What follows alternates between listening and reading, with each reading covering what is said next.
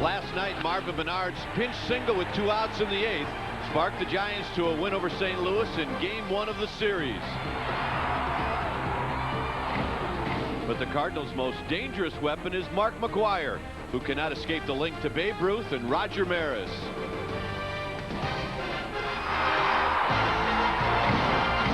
Today, Sean Estes takes him on against McGwire and the Cardinals, coming up next on Fox Sports Bay Area.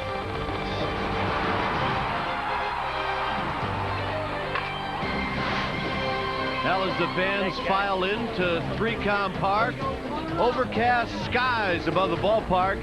Second game of this 4-game series between the St. Louis Cardinals and the San Francisco Giants. Hi again, everybody. I'm Dwayne Kuiper, along with my partner, Mike Krukow. Well, we always talk about the future of the game and the young hitters that are coming up. Well, today the future lies with a couple of young pitchers. Yeah, a similarity in today's game in that Matt Morris of the Cardinals and Sean Estes, 2 of the bright young starters in the National League, going against each other today. But the similarities do not stop there. Both teams, veteran ball clubs, they play with a lot of intensity, reflective of their managers. These teams are in their prime, they're playing well, and it's going to be a great game and a great series. All right, stay with us. When we come back, we will have the starting lineups and the first pitch right after this.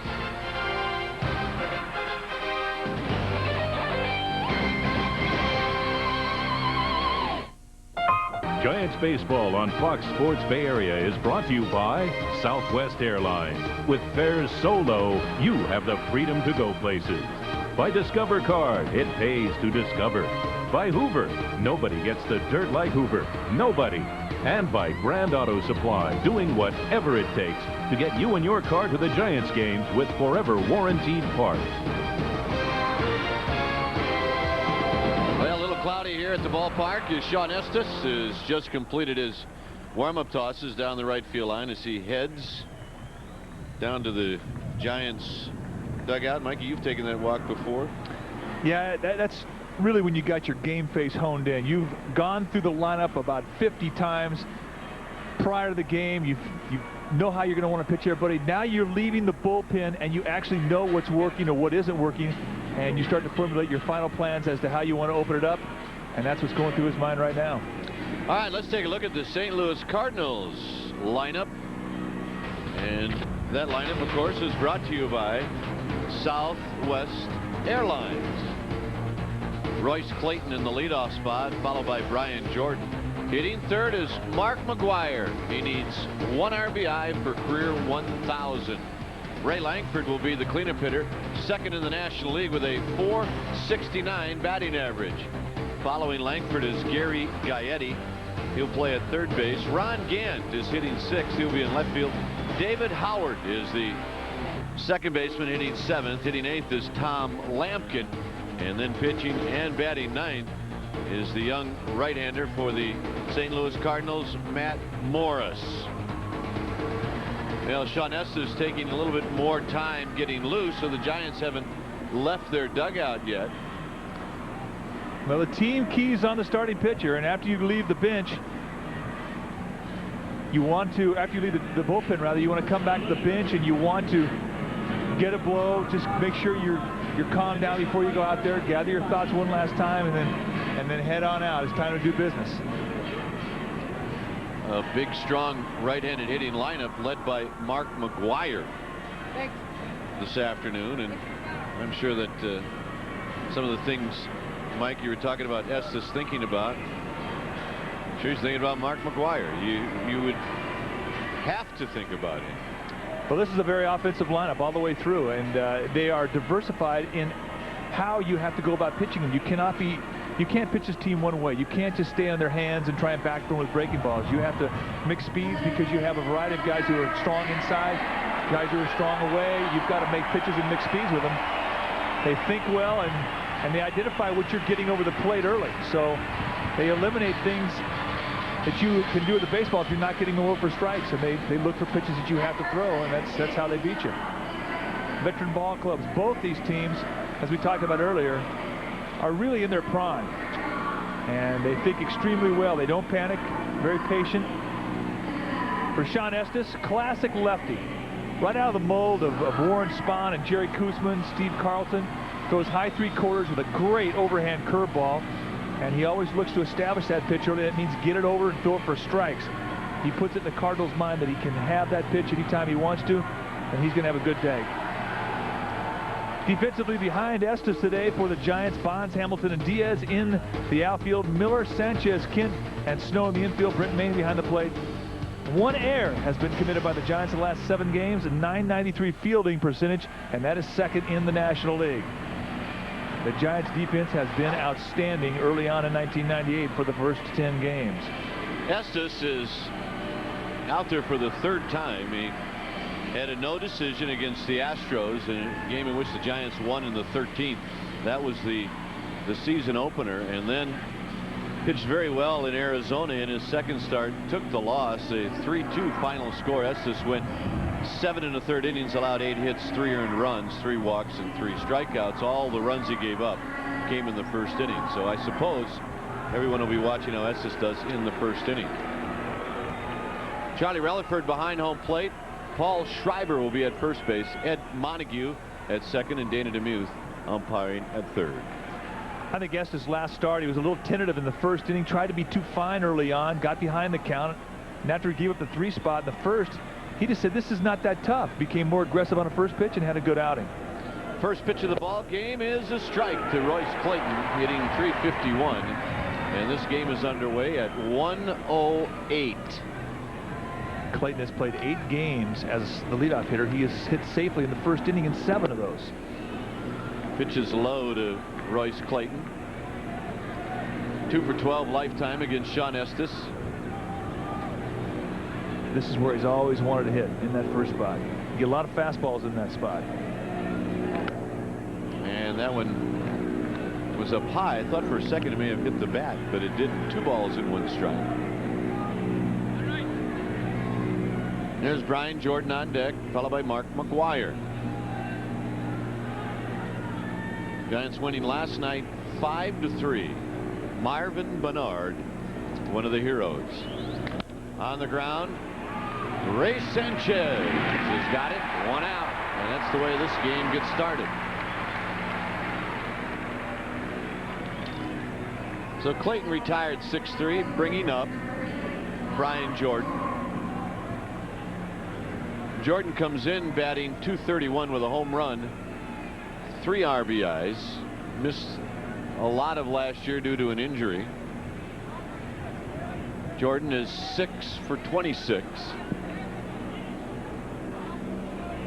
And he takes it low. So a hero yesterday, Mike, back in the pine the next day.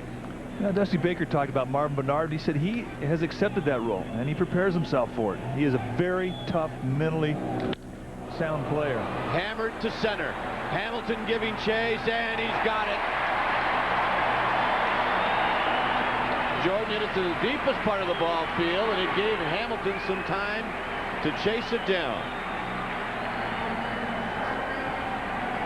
A good jump off of the bat from Hamilton going over his right shoulder. That ball was hit well. Okay, for Brian Jordan, who went on the disabled list last year with a bulging disc, missed most of 1997. He didn't show any sluggishness in his hips there. He really got through that swing nicely. Good play from Hamilton to haul it down. Here's McGwire. 4 home runs on the year. Hit a home run in the first 4 games. And he takes a fastball for a strike. It sure sounded good in the mid of Brent Maine. And right away, he established the inside corner with that strike. Now they can go outside. Yep. And it misses away. Was named National League Player of the Week. I guess you would with 4 home runs and 12 RBIs the first week. And it's 1-2. 93-mile-an-hour fastball from Estes. McGwire, a good breaking ball, and so far in this at bat, Estes has stayed away from the curve. Low to even the count at 2-2. McGwire, a good breaking ball hitter because he's a good low ball hitter. Always has been throughout his career.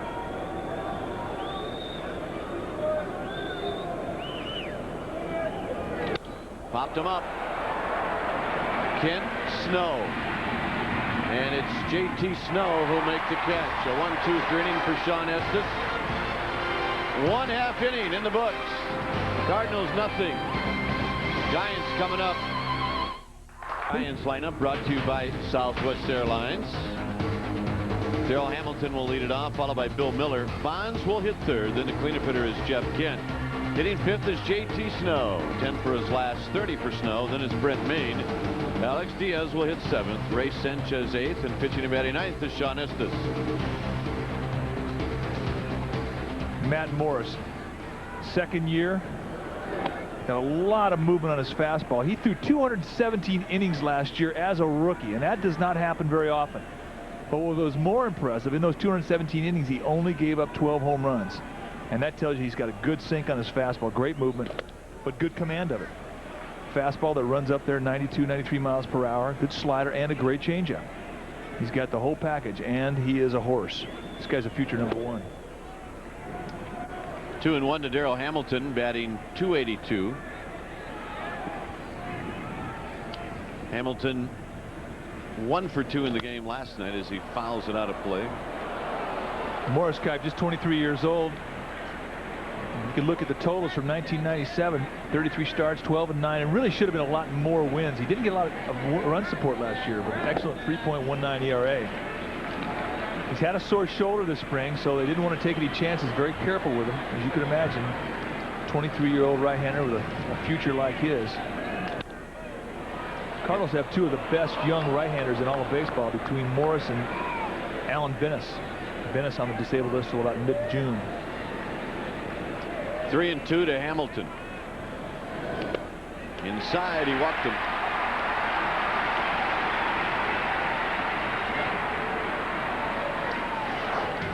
Defensively for the Cardinals, Gant, Langford, and Jordan. A very fast outfield. On the infield, Gaetti, Clayton, Howard, and McGwire. A lot of experience on the corners. A full-time Gold Glover in Gaetti, and a Gold Glover for the first time in 1990 rather, for McGwire. Lampkin behind the plate, and on the mound, Morris. Bill Miller hitting .394, a couple of home runs, 4 RBIs, and the pitch is low. Miller came in the game last night for defense, and he did play defense, but he also picked up a base hit and an RBI. It's great when you can come in for defense and contribute offensively. Outside to make it 2-0.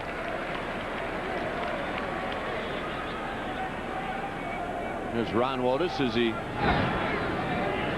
goes through the signs to Miller and to Hamilton. Bonds is on deck. Miller's got a base hit in the left center field.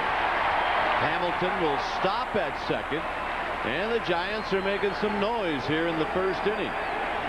That's the Bill Miller stroke that left him for a couple of games. Well, 2 games ago, he struck out 3 times, twice looking. And here, gets something right over the plate. Good hitter's pitch at the belt. And he quickly spanks it. I asked him about the 3 strikeouts, and he said, you know, I have my strike zone, and I'm not going to come out of it. When I have a bad game, he says, I'm just going to stay mentally tough, because in the long run, my strike zone and my definition of it is going to prove me successful. He just proved it there. Here's Barry Bonds. And Bonds takes it low and in.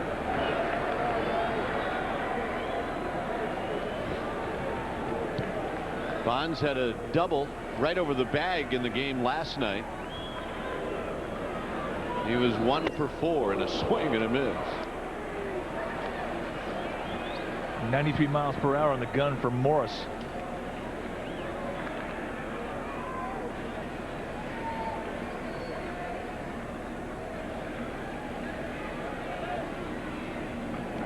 He took something off and a strike, and what a beauty of a pitch that was. And with good location. Started the pitch away. I think Bonds gives up on this pitch a little bit. Just points and paints that outside corner. Now, Morris has held Bonds 0 for 7 in his career with 4 strikeouts. That big curveball for Morris Kipe is not only a good breaking ball, but it acts as an off-speed pitch as well. throwing 93, then you throw that curveball up there, it's 75 miles per hour. That's a big difference. Bonds hits one to the right side, and they will get the one at second. And Giants will have runners at the corners for Jeff Kent.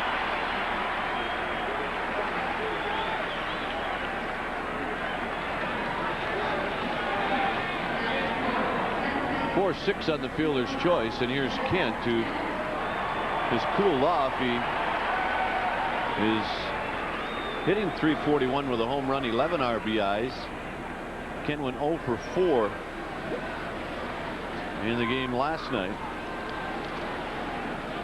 But this is a spot where Jeff Kent usually comes through for the Giants, or he certainly did last year and in the beginning of this year so far. He is hitless in his last 13 at-bats. On the outside corner for a strike. That's great first pitch location from Morris. 94 miles per hour, good sink on the fastball, but location is right on the black part of the plate away at the knees.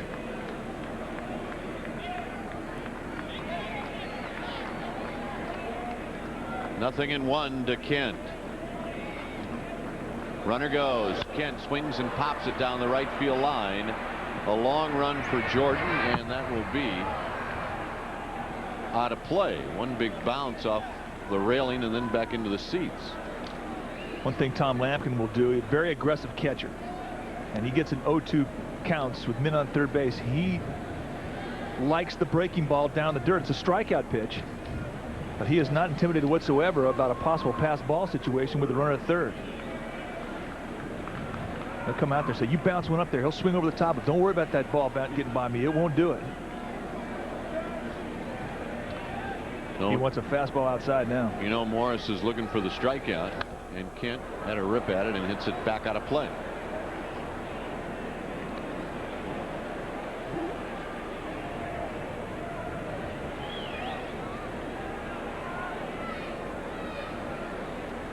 The base runners, Hamilton at third, who walked.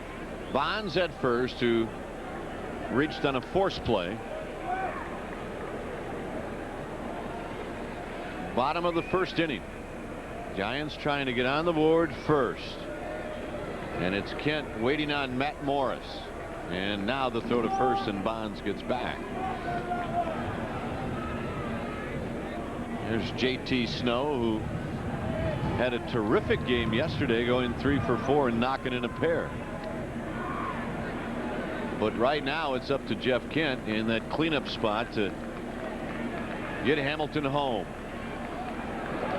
And he had another vicious hack, and it's still 0-2.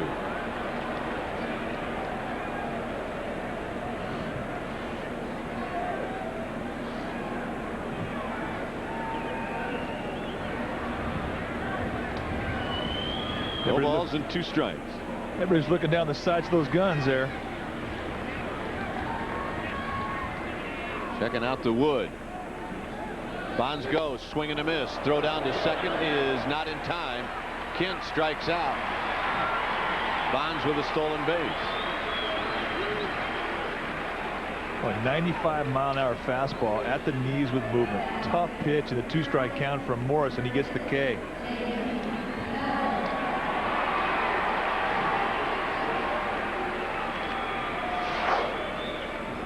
See the location and where it was. Man, tough pitch location-wise, especially when you got 95 miles per hour behind it. Good luck. Indeed. Here's Snow. Second and third with a base open.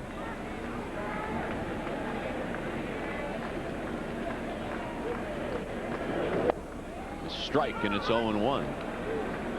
Morris, a lot like Estes, he'll start off a hitter with an off-speed pitch, and if you get it in for a strike, it really sets those hitters on their heels.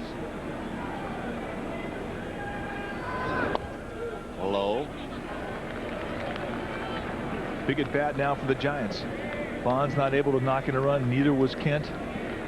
Now with Snow with 2 outs, he gets a base hit here. He just picks up his teammates. That's what it's all about through 162 games. Hamilton at third. Bonds is at second. Snow can get a hit.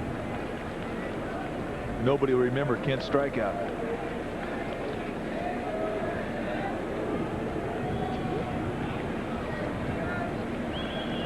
Now Morris is ready, and the pitch in the dirt. A nice play by Lampkin. Whoa.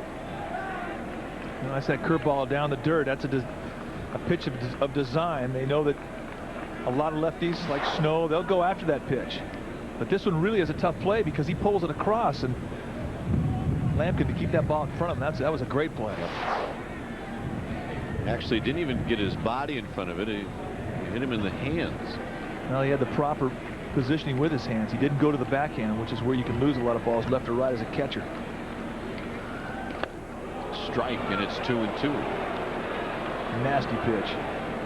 You'll see great movement on his pitches, but his location is what makes him special.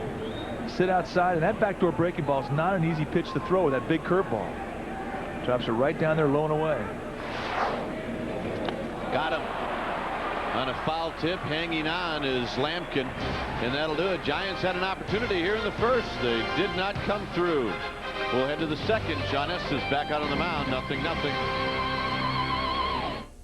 Plan now to avoid day of game lines, and here's how you do it with a Giant 6-pack. That's right, 6-packs are great packages because you get 5 games and you get 1 free. They start at only $25, and there are 6 different packs to choose from. Call 1-800-SF-GIANT right now. Ticket representatives are standing by. And the one game that you get free is a Dodger game. And those 6 different packs to choose from, each pack has a free Dodger game. Awesome. Now this little girl is trying to find her Tootsie Roll that she dropped. Here's Ray Langford, who takes a strike. Boy, Estes has a good feel of that curveball. That's a big pitch to try and control. Get it over first pitch. Out of play, 0-2. Estes, like Morris, has the type of curveball that is both a breaking ball and an off-speed pitch as well.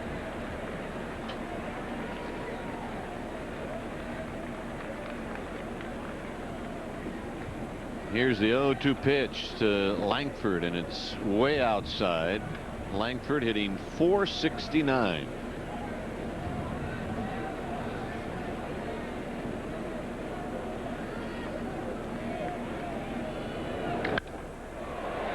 Bonds will come in, dive, and make the catch.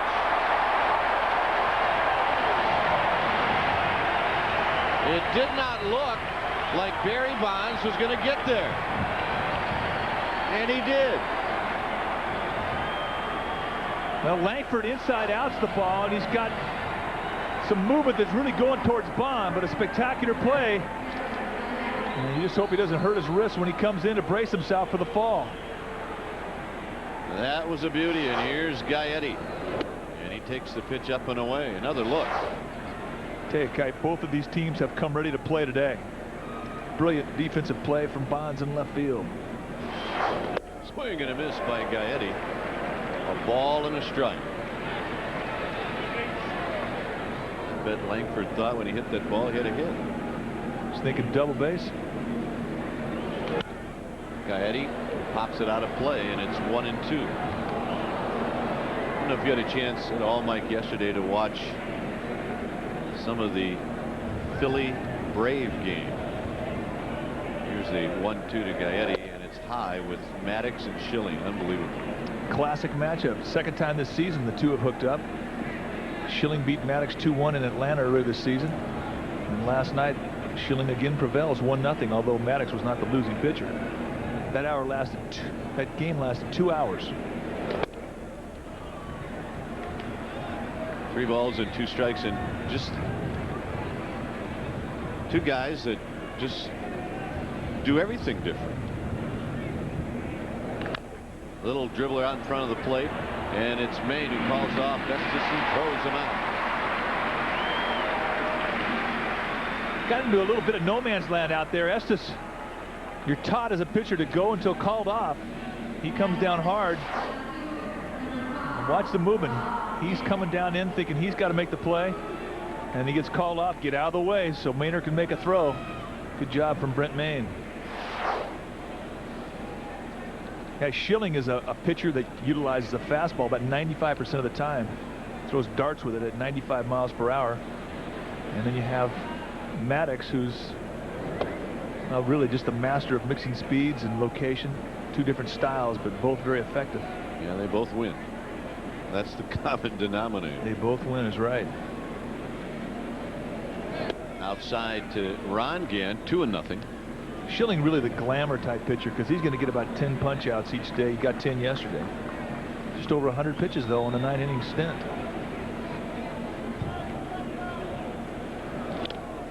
Foul at home plate. 2 balls and 1 strike. Gant hitting .316, a home run, 2 RBIs. The Achilles heel for Gant is he's going to strike out a lot. Second in the National League last year with 162, 12 behind Sammy Sosa. Right back to Estes, who knocked it down. He's going to get to it and throw to JT, who made a nice play for the out, and Estes got banged pretty good, but he's not rubbing it or showing any signs. 0-0, bottom of the second coming up. Bay Area. 0-0, bottom of the second inning, as Brent Mayne gets ready to stand in. Mayne batting .417. That works out to a 5 for 12.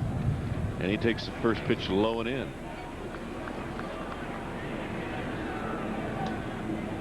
Mayne are going with a low look in the pants today. I've been wearing the high leggings the last couple days. Hit on the ground and into right field, a base hit. You throw that ball down to Brent Mayne and he's going to get some wood on it. Take a look at our Hoover pickup of the game, and it's Barry Bonds taking a hit away from Ray Langford. In the top of the second inning, Barry Bonds with a very nice play. Hoover, nobody does it like you.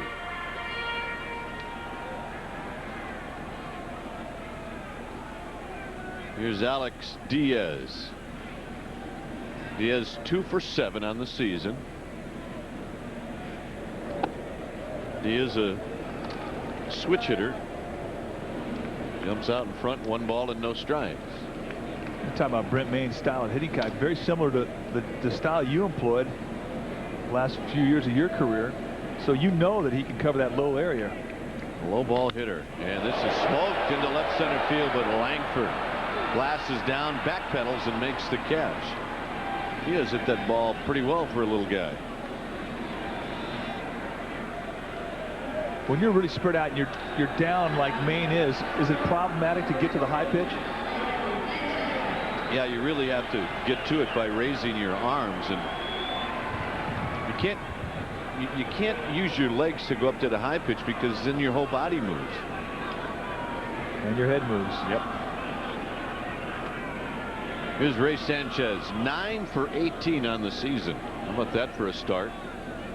That's the way you like to come into a new town. Get hot with the bat, make new friends fast. But the 2 hottest hitters on the Giants play the same position. Yep. Rich Aurelia off to a good start. We talked about how healthy it is to have guys on the bench that really are capable of playing every day, and how the pressure is put on in a healthy way. Sanchez, little looper. Clayton's got it. And now he loses it, but loses it trying to get the ball out of his glove. So the out recorded by Clayton. Clayton looked like he somehow extended that arm another 4 or 5 inches. Well, the athleticism of Royce Clayton. Never surprised by what he can do out in the shortstop position. Not many guys in the league make this play. And here's the guy that's kind of hung out. Do I go? Do I stay? Do I go? Do I get? And he gets back. Yeah, Sean Estes steps in. Estes 1 for 2. And he takes the pitch high. Estes doubled in his first start in Houston. Well, he's got something Morrow Hershiser does not have. And that's a home run. You're right. Estes hits it past Ron Wotus, and our ball dude had no chance.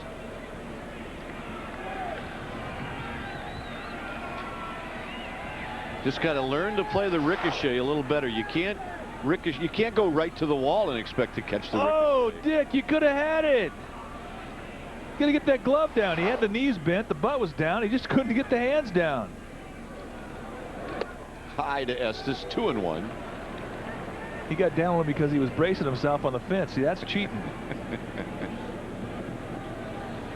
He's mad. I'll get him next time. He knows we're ragging him right now. Hit me another one. Estes hits it on the ground, but Gaetti has got it, and he'll go the short way to Howard to end the inning. Giants pick up a hit, strand one. We've played 2 here at 3Com. It is 0-0. Well, there are still some prime seat locations being held for season ticket purchases, and the best way to go about getting those are through the 17 Best Game Plan. The Best Game Plan includes interleague games, the Dodgers, the Braves, Bat Day, Fireworks Night, and much, much more. The 17 Best Game Plan starts at only $85. Receive ticket holder benefits, including postseason rights. If you're interested, call 1-800-SF-GIANT right now.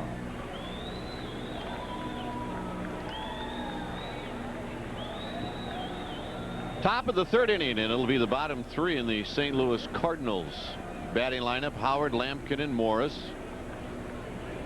Estes is not allowed to hit. He hasn't walked anybody, no strikeouts. Pitched pretty well. Jordan hit the ball well, so did Langford. Here's the pitch, a bunt down the third base line, a beauty. Miller will try it and then eat it. You cannot lay down a better bunt than that one. No, you can't. He showed late, got it down the line to get it in fastball to open up the at-bat with. You want to jump ahead 0-1 in this part of the lineup. And Howard took advantage of that. I think the Giants are still finding out a lot about this guy's game. But, boy, that's, as you point out, Kipe, as good as you can execute the drag. And Miller does a smart thing. He doesn't get off a throw. So here's Tom Lampkin hitting .343, 2 home runs, 10 RBIs. Lampkin just tore up the Rockies in the Cardinals sweep over Denver. Pitch is up and away to Lampkin. That series against Colorado, Lampkin was 6 for 14 with 2 home runs, 8 RBIs.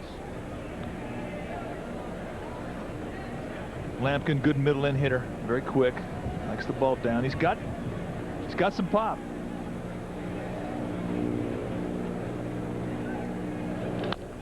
Chops it foul at the plate to even the count. Of course, when you play at Coors Field, you're going to get a lot of opportunities to bat with runners in scoring position. Lampkin did. He was 5 for 6 in that series. And oh, by the way, the Reds lead the Rockies 11-2 in the 4th inning. Well, there's a panic button somewhere in Denver right now, and I think there's about 9 guys jumping for it. Rockies have lost 6 in a row, and none of them, I don't believe, have been real close.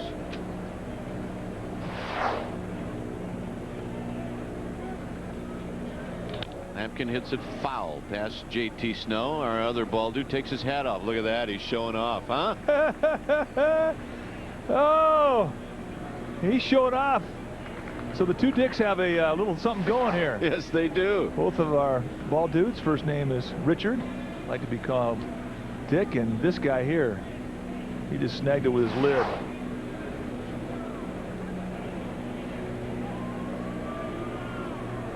Estes waiting, and now he throws, and that just misses. It can look like he was trying to stick that elbow out and let it nick him a little bit. Set up outside. This ball goes to the inside. But you're right, Kipe. It's big as Estes' breaking ball is. Lampkin maybe had an idea. Take one like Craig Biggio does of the Houston Astros. That's above us and out of play. This is the first time in Lampkin's career he's really had an opportunity to play this many games at the start of the season. For Lampkin, who always has good springs, teams go north, and he's in that number 2 spot as a catcher. backup catcher. I mean, the whole first month you don't really get a chance to play, and in his words, he says you kind of scuffle the rest of the year to try and keep your game sharp. Popped up down the right field line, a long run for Kent and Snow, and it's going to fall.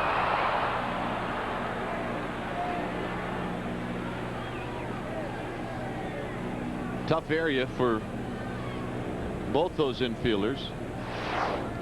Really wasn't hit that high either. Now, it just kept drifting towards the stands. Snow was not really comfortable under at any time. He kept looking for Kent, and then he slips and falls. Rubber spikes. Whoop. Rubber turf.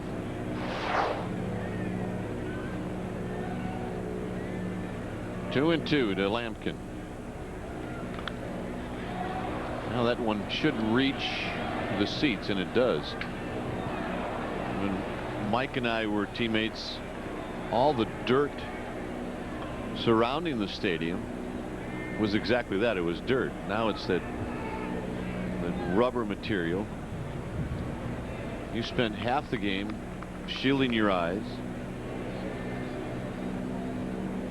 You always were grateful when the grounds crew would water it before the game. Well, it was put in simply to eliminate the dust that would blow into the stands, make the ballpark a little more fan-friendly. Now a full count to Lampkin. Estes does not want to walk Lampkin. That would put Matt Morris in a spot where he could sacrifice runners into second and third. So this will be a spot for Sean Estes to challenge. He's having a hard time locating that outside pitch to the left-handed hitters. Swing and a miss. He got him. And it was a challenge from Estes. Yeah, there was no Jimmy Jacket around there. That's just country hardball. Estes just reared back and blew one right by Lampkin. A good fastball hitter. He goes high and tight. Sit down. Another look.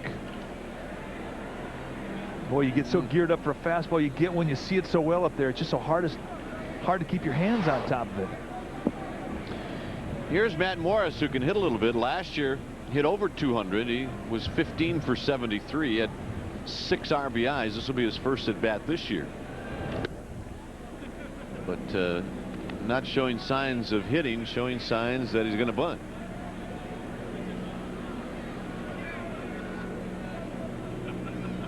When you have a guy that can swing the bat a little bit, though, it's a situation where managers will at times give him an opportunity to take a shot, because it is a fastball situation. If a guy's going to bunt or it's a bunt situation, you're going to give him fastballs. Good swing by Morris, and it's 1-1. One thing you're trying to do out there, pitch into a bunt situation, is throw a strike with a fastball. Well, it's not a bad idea to show bunt, just simply to get to a point that you can get your hitter fastballs. La Russa knew this. Put the bunt sign on first pitch, and he's taken it off since. Now the bunt is foul, and it's 1-2.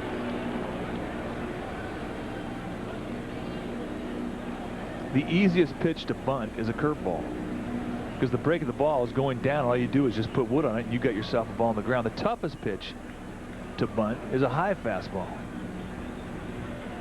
Well, for a guy who can swing the bat a little bit like Morris, that belt high fastball is a nice pitch to hit. Well, Miller is thinking that Morris might bunt because he is still down the line at third. He has to shook off the fastball. He wants a curve. And it missed. 2-2.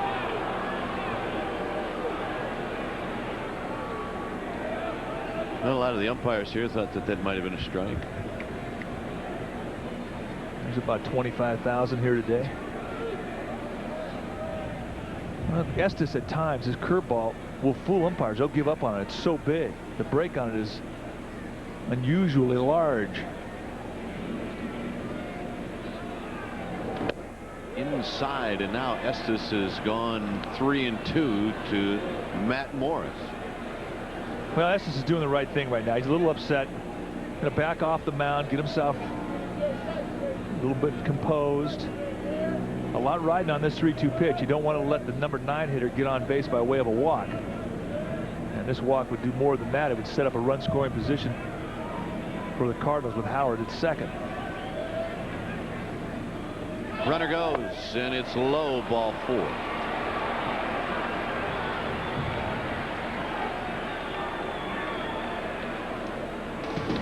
Well, every night at 10 o'clock, Fox Sports News brings a complete live wrap-up of the day in sports. Check out Fox Sports News on Fox Sports Bay Area tonight at 10.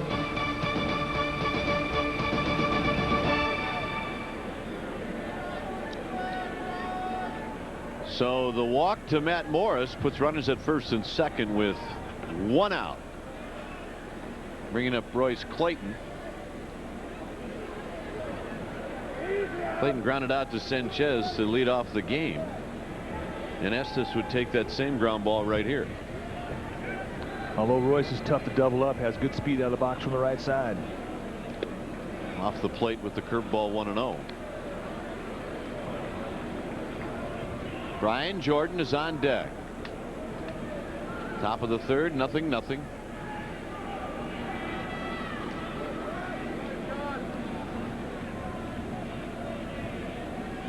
Estes peers in, gets the sign from Brent Maine. Ground ball back to Estes. Double clutches, he's got it. Sanchez dropped it, and everybody is safe. Now he can go back and he can tag Matt Morris, who didn't know he was called safe. Oh my, what a break.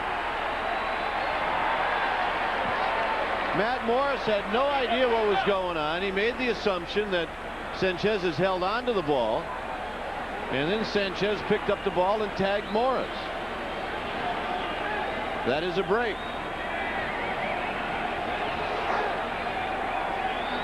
Well, it's tailor-made. A one-hopper, plenty of time. Throws a strike right to Sanchez, who cannot handle it. Now, as soon as Morris gets off the bag, Dusty Baker's all over it. Tag him. And right now, Sanchez doesn't see it. And he's here and tag him, and he goes back and gets him and knocks him down. Big out. Here's Brian Jordan. Out of play down the right field line. Sanchez gets nailed with an error, which allowed Morris to reach second. And then, of course, he tagged him after he had reached second and wandered off.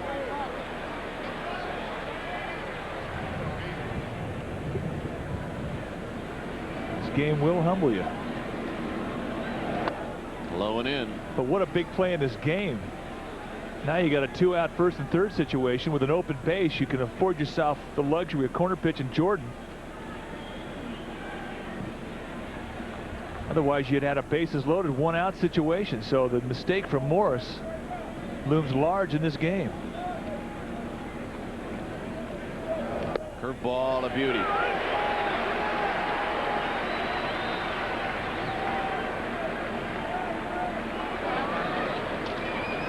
He knows he made a mistake, but nobody's going to come to this guy and get on him for his base running skills. He's got too much at stake for trying to keep his composure as a pitcher. And Jordan fights off a high fastball, and it's 1-2. Mark McGwire is on deck.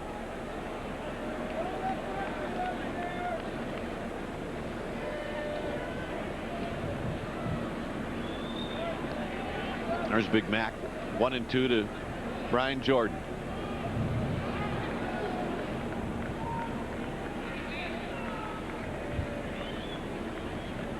Estes with 1 strikeout. He struck out Lampkin for the first out this inning. Low. 2-2. Well, one more look at the play at second base. Perfect feed. Not handled. And there goes Morris walking out the bag. Dusty's yelling, tag him, tag him. Whoa. 2-2 pitch. Swinging a chopper off Jordan's foot, and we'll do it again. Well, if you're Ray Sanchez, it felt like he had a pretty good break after possible double play ball being dropped at second. However, you do get to 1 out. Her ball just stays alive as Jordan still 2-2. Jordan fighting off some good pitches. That curveball on the outside corner just could get a piece of it. Estes is pitching for the strikeout. I think that's what he feels most comfortable with in going after a hitter. Let's take one more look at second base. Morris just assumed.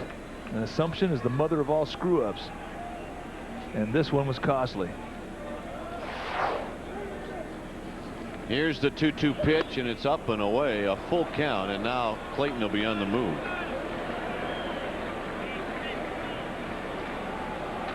At third base is Howard, and at first is Clayton. Crowd starts to get behind Sean Estes. 3 balls and 2 strikes. Here it comes. Shot to left field, a base hit. A run will score, and the Cardinals take a 1-0 lead. Well, what a great at bat from Brian Jordan. I mentioned the times he fought off nasty pitches to avoid the strikeout. Got him into a 3-2 count, fastball count, looked for it, got it, and delivered. Take a look at the quickness. Not much swing there in a 2-strike. He really shortens up. I think that's really been a lot of his growth in this league, is that he does make concessions now with 2 strikes. Takes a little swing off, puts the ball in play. He's the type of guy who has the speed to beat out a ground ball on the left side of the infield. That kind of speed and that kind of power make him rare. McGwire popped out to JT Snow in the first inning, so Estes is going to have to be careful. And the curveball is in for a strike. Last year in this ballpark, McGwire hit home run number 50 off of Sean Estes. No reason to give in here to McGwire with an open base and a left-handed hitting Langford on deck. Pitch him careful. Inside is McGwire. Backs to get out of the way. This is the hit zone that signifies the areas you got to stay away from. So you've got one spot according to this to hit. Yeah, you better throw those darts down and away. That's been the kind of groove he's in since the start of the season. Popped up left field. Bonds with the glasses down, but Sanchez makes the catch. Ray Sanchez went a long way fighting the sun and the wind, and that retires the side. A run on 2 hits. The Giants committed error. 1-0 Cards. Here's Darrell Hamilton, bottom of the 3rd inning, as he takes a strike from Matt Morris. 1-0 Cardinals. And Morris flipped that one up there up high. 1 ball and 1 strike.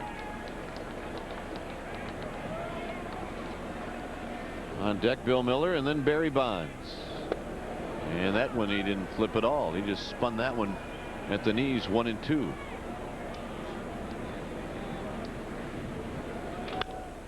Hit on the ground. Howard at second base will make the play.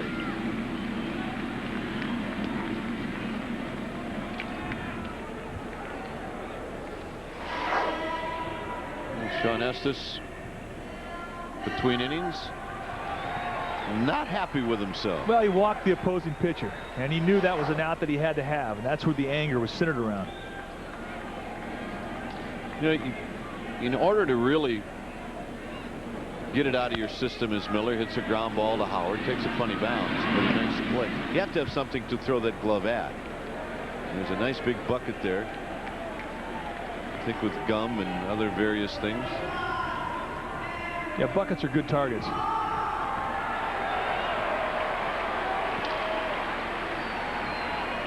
0 for 8 against Morris. He reached on a fielder's choice in the first. Morris has given a lot of guys offers. 17 lifetime innings against the Giants. He's only given up 1 run. Bonds goes the other way. And a nice sweet stroke to left field.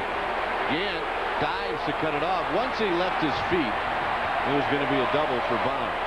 Well, indeed, as soon as you're an outfielder and you show that runner the backside of your uniform, that's an extra base. They have speed. Bonds has.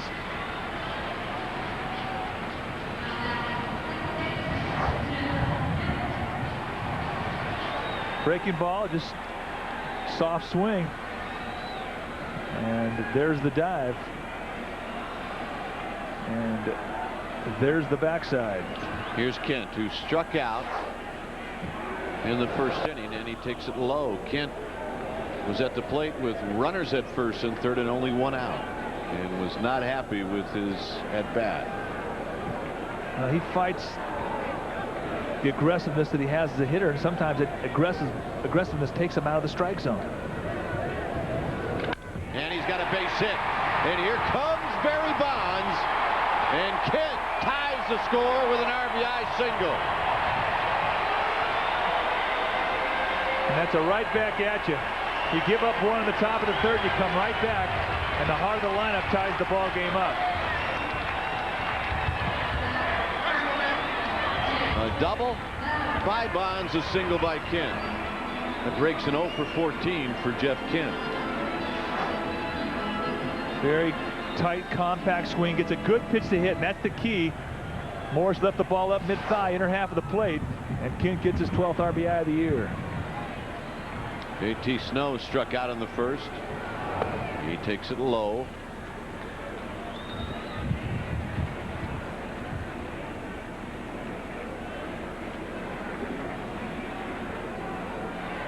On deck, Brent Mayne, 1-1 in the third.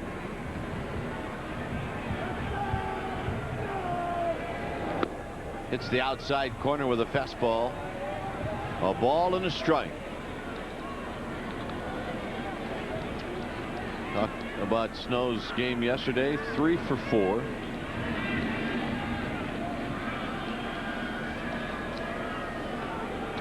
Now he steps out. Snow started out the year 0 for his first 6 at-bats. But he has started to come on. Snow had a great at-bat last night. Actually had 3 hits. His last at-bat was a double, the dead center that really jumped off his bat. That's off the plate. He was talking about that swing of the bat. He says, I'm just about where I want to be from the left side. JT hit one for me.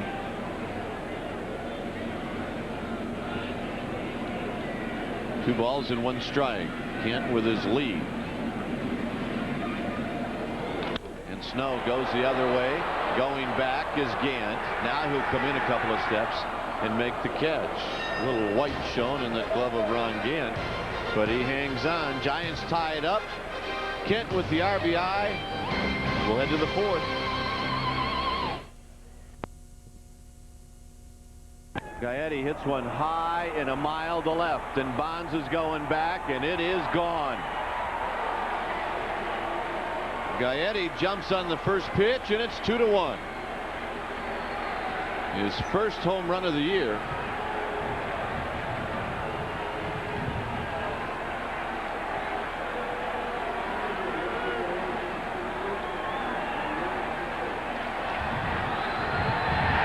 Gary Gaetti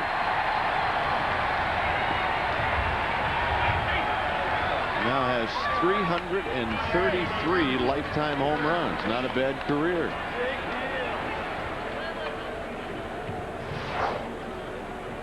Well, let's watch the swing. First pitch fastball down at the knees, out over the plate. A lightning quick, no wasted motion in the swing from Gary Gaetti, and you can see the type of power he can generate from it. That ball was supercharged. Ron Gant takes a strike.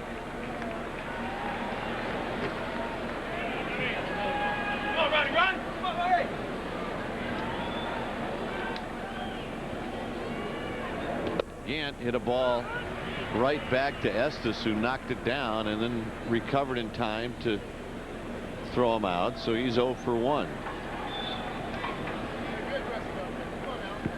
Here's the 0-2 pitch to Ron Gant, way inside. On deck is David Howard.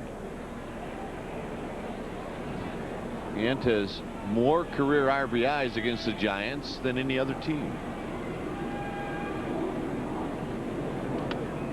And that one looked like it slipped out of the pitching hand of Sean Estes. 2-2.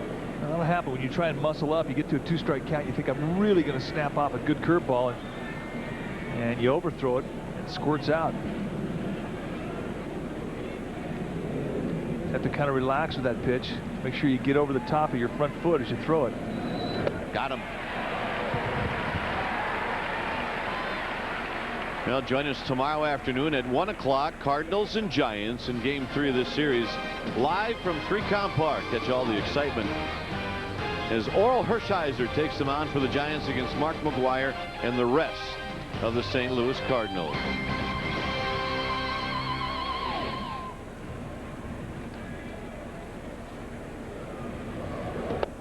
Thomas Howard.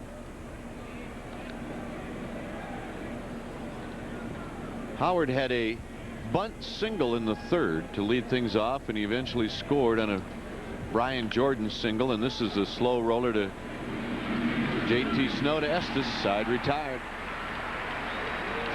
So Gary Gaetti gives the Cardinals a 1-run lead with his first home run of the season. Home half of the fourth coming up 2-1 St. Louis.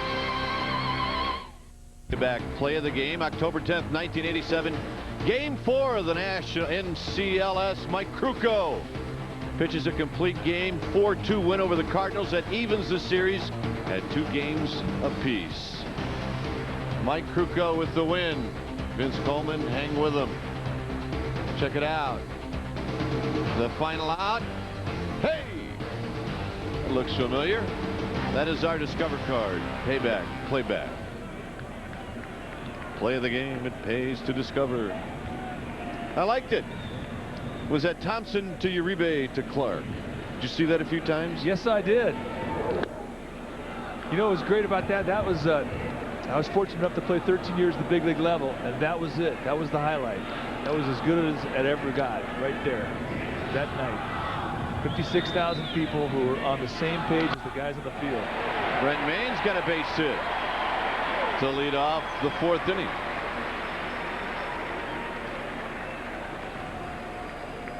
Yeah, he looked as young as Jared Krukow, who is the bat boy today for the Giants.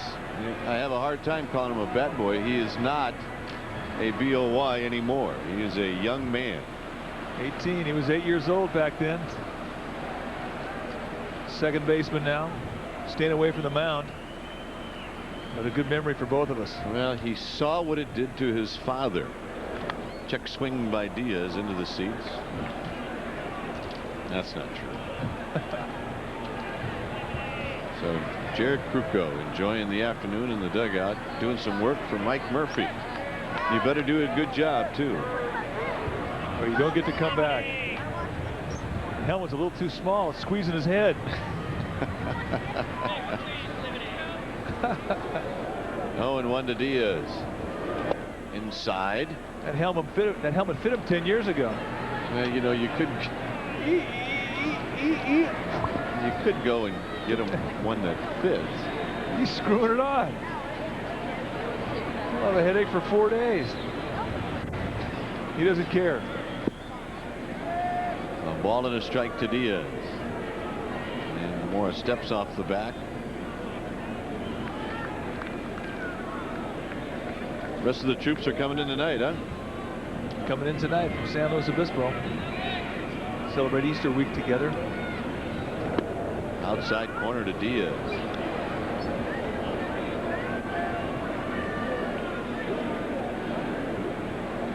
One ball and 2 strikes. So Brent Maine is 2 for 2. Maynard's been swinging the bat well. Yes, he has. Since coming over to the National League. It's a low ball league, and he enjoys that. He is staying with that breaking ball. 2 balls and 2 strikes.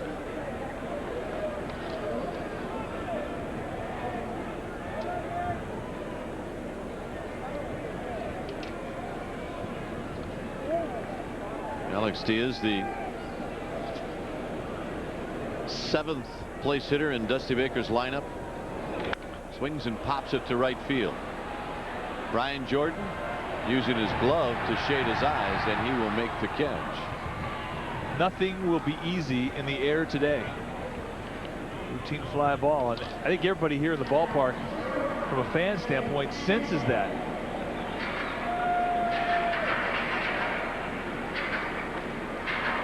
The banner celebrating the 1997 season, sitting on top of the flagpole in center field. It's finally getting a little movement. The last 3 nights, there really hasn't been much wind here at the ballpark. Pretty quiet. A good hitter's park.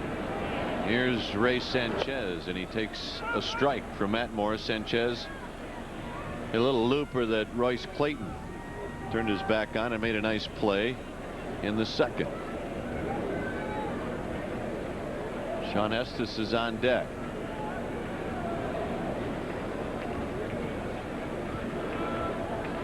Sanchez pops it up. McGwire will give chase, but he will watch it go into the seats.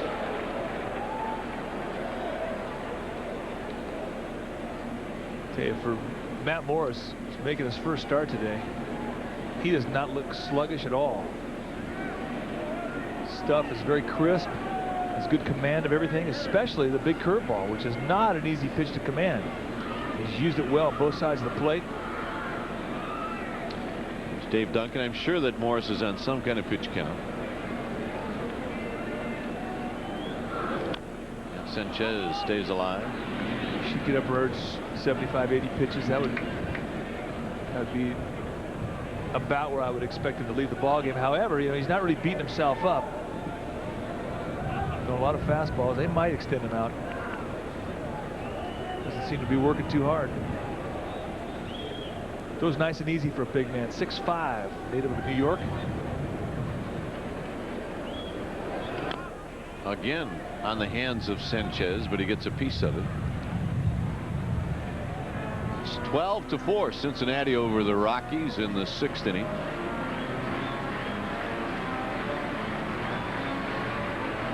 Dodgers will host the Astros tonight.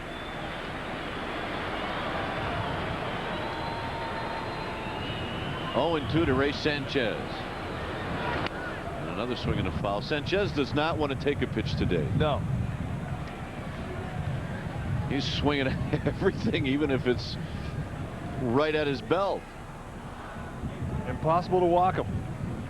Or almost impossible to walk him. Rich Aurelia.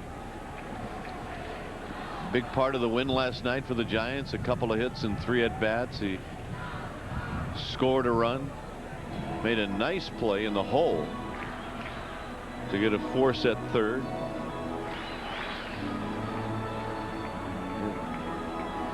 I think Sanchez is taking his time, Kai, because his hands are ringing. Yeah, you can't get a feel right now of about 8 fingers. 0-2 to Ray Sanchez.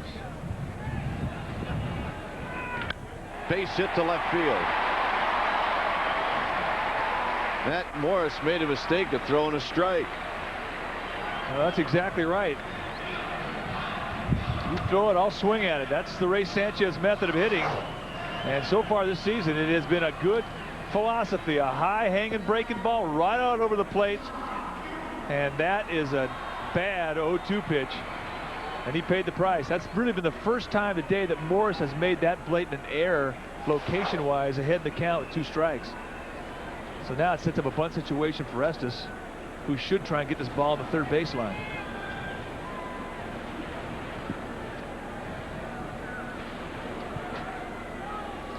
So here's Sean Estes.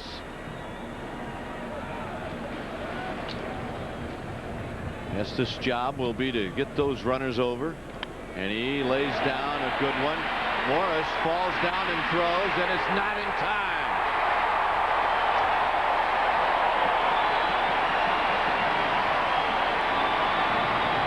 Morris slipped. Now Gaetti has to hold his ground because they want to try and get a play at third. They bring the pitcher over hard. It's Morris's responsibility to get to the ball, but his back leg gives away and just too much foot speed from Estes. But what a great bunt down the third base line, and the slip, and Morris cannot regroup and get his footing in time to get Estes. But watch Estes, who's a good athlete and runs extremely well for a pitcher, and he legs it out.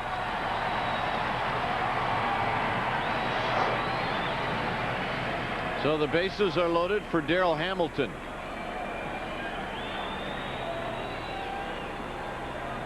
Hamilton has walked and he's grounded out. And he takes it low. 1 ball and no strikes. And this is where these two hitters, Hamilton and Miller, really make you work. They don't often go out of the strike zone. And for Morris, who's trying to nibble here and get ahead, get something on the ground with hard sinkers, a patient hitter is tough to get out in this situation. Swinging a foul. 1 ball and 1 strike. Make him bring the ball up. That's what Hamilton has to think. It's a fly ball situation for him. Stay off that low sinker down around the knees, because that's what's going to get a ground ball. Maine, Sanchez, Estes. They're loaded, and now Hamilton will step out.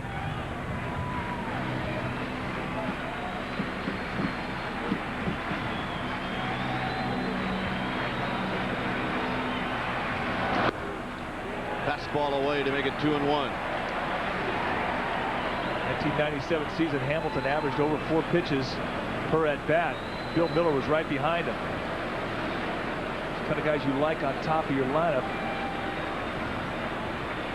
Set a lot of things up. He did it last night with an 8-pitch at bat in the 6th, where the Giants went on to take the lead 3-2. To left field, right at Gant, who will make the catch. Tagging is Maine, and this game is tied. Great baseball, great at bat. He got a pitch that was high, got it deep enough in the outfield to score the runner at third, and that's great situation playing.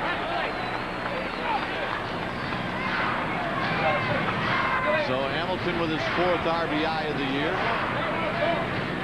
Looking for something up in the strike zone. He gets it at the belt. It's a good swing on it. Doesn't try to do too much. Let Morris supply the power. Ball in the outer half of the strike zone. Excellent job. Here's Bill Miller. Miller singled in the 1st, grounded out in the 3rd. Sanchez at 2nd with Estes at 1st, and a 2-2 game.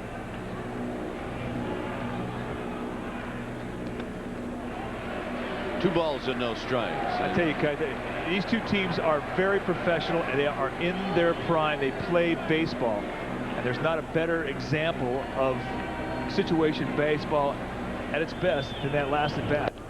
A strike. 2-1.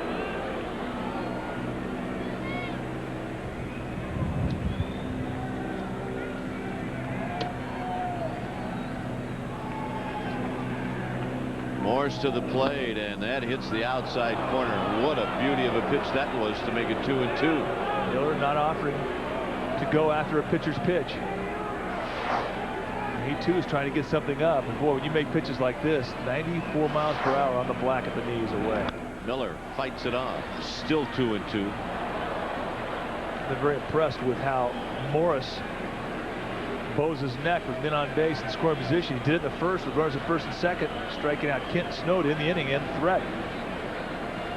Here's the 2-2 pitch to Bill Miller, and he hits a high fly ball to left field. Ron Gant is there, and he makes the one-handed catch to end the inning. Giants pick up a run to tie. We'll head to the 5th. Cards 2, Giants 2.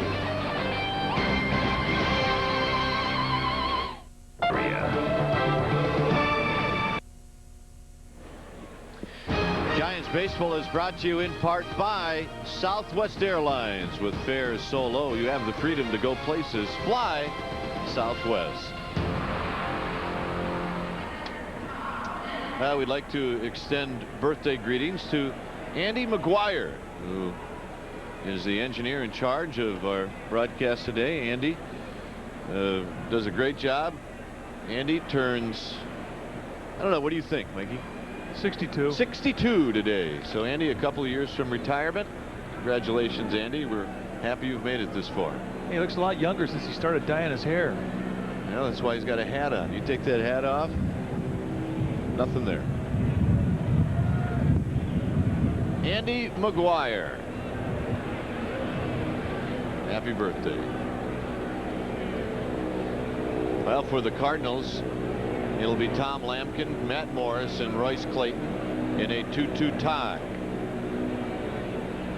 Here's an opportunity for Estes to get his team back in that dugout quickly. He's got the bottom half of the lineup coming up. Bottom two hitters, Lampkin, pitcher Morris. Get a quick 1-2-3, throw a 0 up and get his team back in to score. They got Bonds leading off the 5th. That's what Estes is thinking right now. Well, he missed with one and came in with another, and it's a ball and a strike. Cards only have 3 hits off of Estes today. Morris has given up 7 to the Giants. Here's the 1-1 delivery, and Lampkin fouls this one right above Rick Brutus, our high home camera operator. Well, but you get a nice view from that ride today. 1 ball and 2 strikes. And Lampkin thought about it, held up. As Brent Mayne went scurrying, it's 2-2.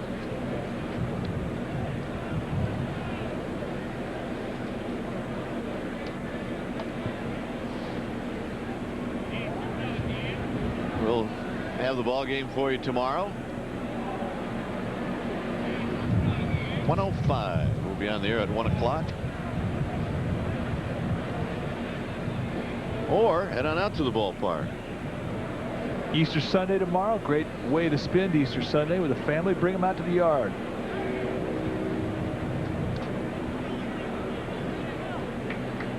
Should be a good matchup tomorrow as well.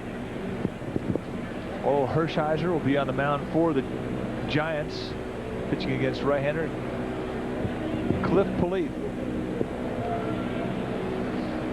Here's the 2-2 pitch in the dirt, and now Estes will have to face Lampkin in a full count. Estes led the National League in walks allowed last year, 100.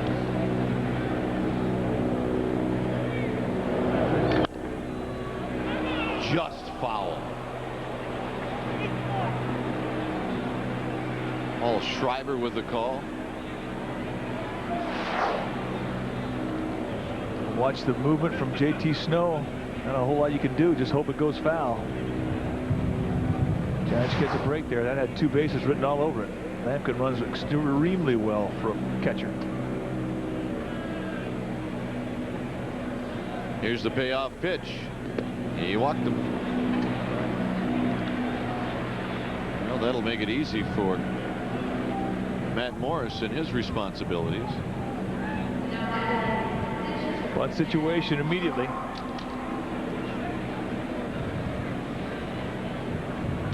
Mentioned has to Lampkin the above average running abilities for a catcher. Sort of takes away the aggressiveness. If you know you have good speed at first base, the bunt gets down, you're almost limited to getting the only out, that being the one at first. There's the bunt. Brent Mayne will barehanded and throw to Kent. And on to second goes Lampkin. 2-4 on the bunt. Good execution from the Cardinals. Sacrifice cannot be made any better. And I always thought as a pitcher, you can help your team's momentum in an inning if you get that bunt down the first pitch. Your responsibility, simply get the runner over. Do it on the first pitch. Get back to the dugout. Let your team go to hacking and try to knock that guy in. Yeah, don't mess around. Just get it done. Clayton is 0 for 2. He reached on a fielder's choice in the 3rd.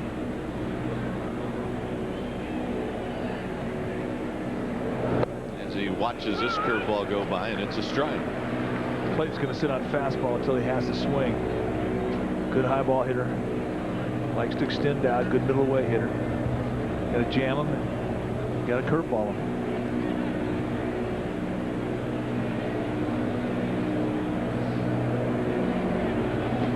Same spot, 0-2. I really believe that Estes has a better feel for the strike zone with that curveball against right-handed hitters. Yeah, I think you're right. Had problems last year throwing it to lefties at times, leaving a lot of curveballs high.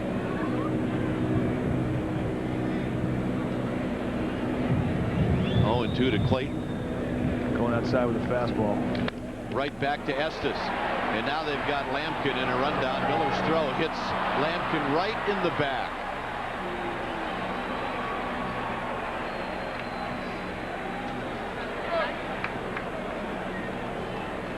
So Royce Clayton is aboard.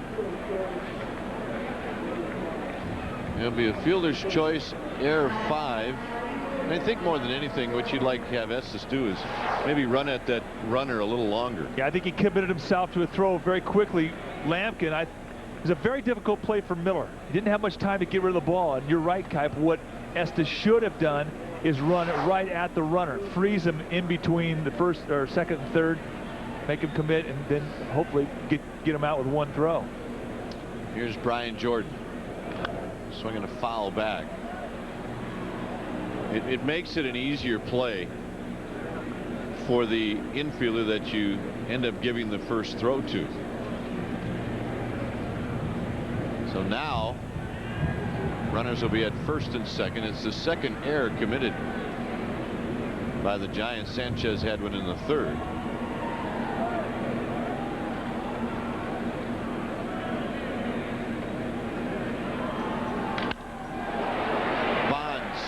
Got it just high.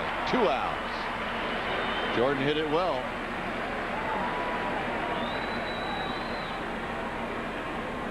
And that'll bring up McGwire.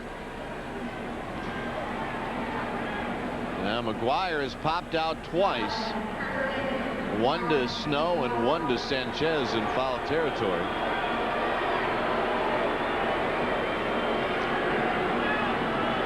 Estes back against the wall. He should have been out of the inning, and now he's got to face McGwire with 2 outs and 2 on. Big curveball misses 1-0.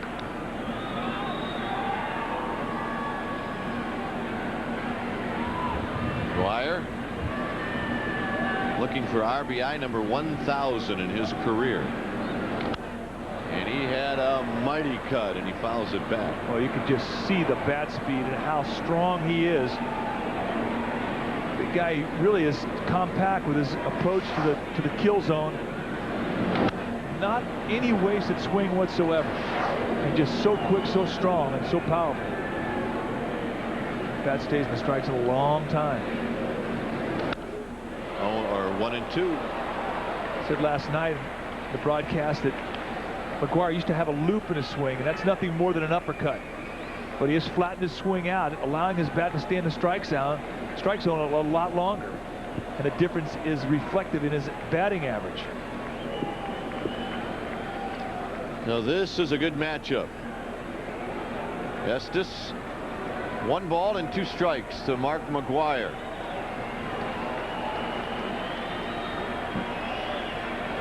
Hit on the ground. Miller backhands it. He'll go to the bag, and Estes gets out of it here in the 5th inning. No runs, no hits. Giants commit an error. Bottom of the 5th coming up in a 2-2 tie. Plan now to avoid those game day lines. It's called the Giants 6-pack. 6-pack start at only $25. 6 different packs to choose from. The number to call, 1-800-SF-GIANT. Do it now. Ticket representatives are standing by. Here's Barry Bonds, and he drives one past McGwire down the right field line. Jordan will have to dig it out. Bonds is going to put on the brakes for the leadoff double on the first pitch. And that's the Barry Bonds swing, the quickness on the inner half of the plate that Giant fans remember. He was all over the 94-mile-an-hour fastball from Morris. Right in and right back out. That ball left his bat, and the sound was loud. Bonds had doubled in the 3rd. Here's Kent, who knocked him in with a single in the 3rd. He also is struck out. He's 1 for 2.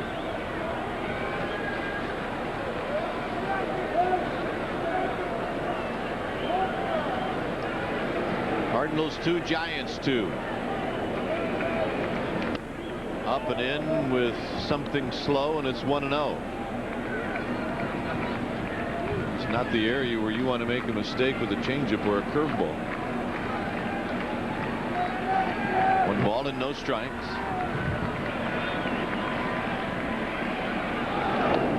that falls in for a strike to even the count. 81 pitches on the afternoon for Morris. Curveball coming in, stealing a strike. Here ahead 1-0 on the count. You're looking fastball.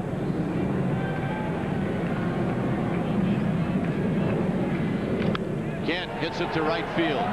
Jordan giving chase near the line will make the catch. Bonds tags, and he will make it as Clayton cuts it off. Good aggressive base running for Bonds, realizing at that part of the ballpark and given an opportunity to take 90 feet. That sets a one-out man on third base situation up.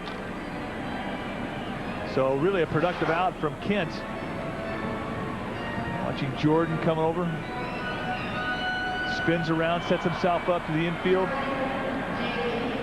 Barry back to the bag in time. Makes it easily. Now the Cardinals are going to bring their infield in. And that's what they're doing. And JT Snow stands in. He's 0 for 2.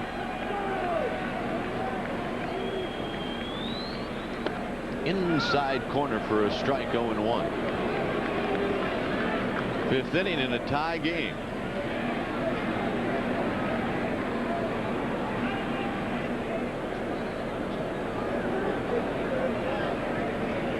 Morris at the belt. And that misses. 1 ball and 1 strike. Cardinals set their middle infielders at medium depth, and as Morris starts his windup towards home, both Howard and Royce Clayton creep in, and everybody has, I think it's from a hitter standpoint, it can be a bit of a distraction to see everybody creeping in on you. In the dirt, Lampkin blocked it. Bonds thought about it and goes back. Oh, nice job from Lampkin to smother that curveball in the dirt.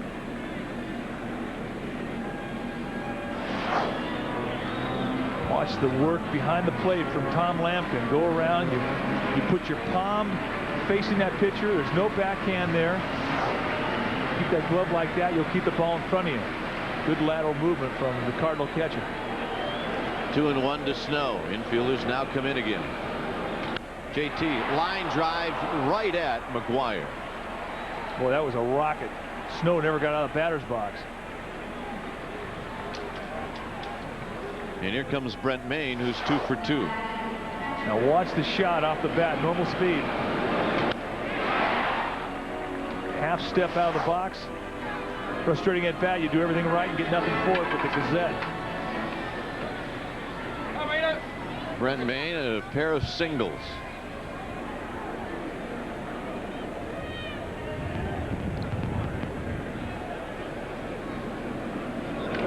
Grounder foul. Carlos Alfonso will make the play. Carlos, a future ball dude. We all want to be future ball dudes. That's right.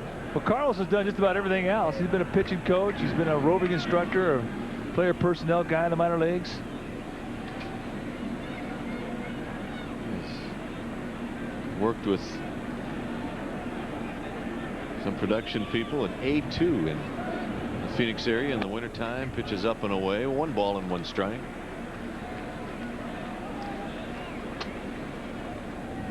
Brent Mayne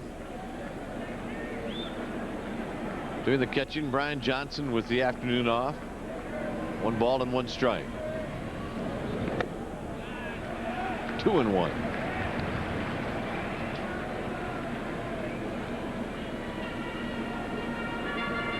Really a very unorthodox swing as he loads his back leg and really hits out of a crouch. As you point out, Kai, this makes you really see the ball well in the lower part of the zone. Down and in, 3-1. Alex Diaz is on deck.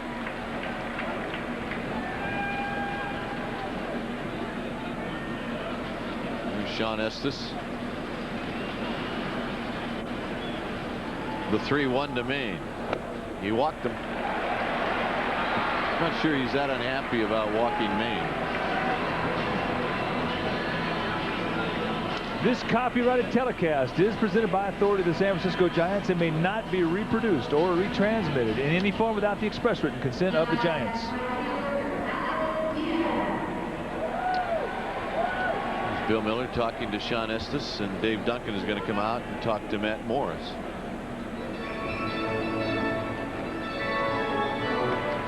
The Yankees Yankees defeated the A's this afternoon at Yankee Stadium 3-1. Cleveland will win, ups its record to 8-1. They beat Anaheim.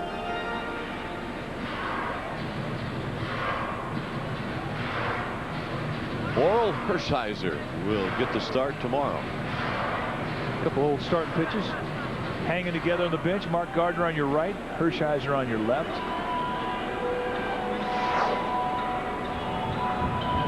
That's right. Check out the Giants magazine, and on the cover, Mr. Hershiser.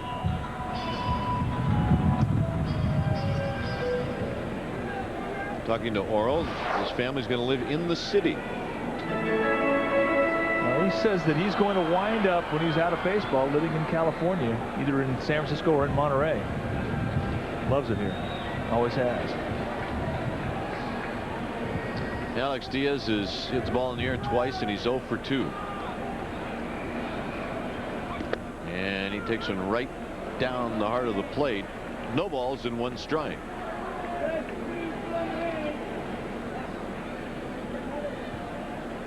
Diaz's only RBI of the season came on opening day in Houston, where he knocked in the winning run. And he now falls behind 0-2. So whatever Dave Duncan told Matt Morris, it worked. I think the inning was running long, and I think they were just going to go out and give him a little bit of a breather. Remember, his first start of the year, coming off the DL with a sore shoulder. Runner goes, swing and a miss, and Diaz strikes out to end the inning. No runs to hit. The Giants strand a pair. We'll go to the 6th inning. Cardinals 2, Giants 2.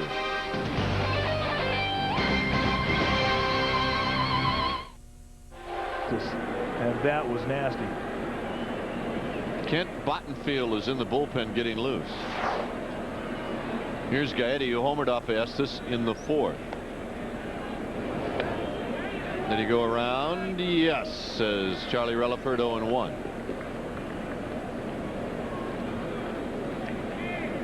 I always think that now this is going to be Gaetti's last year, and then he plays 3 more. He goes around again, and it's 0-2. This was the home run by Gaetti. Fastball down right where they wanted it. See, he would have hit Maine's target, but Gaetti's been doing that for over 16 years at the major league level. And Estes just missed with the breaking ball.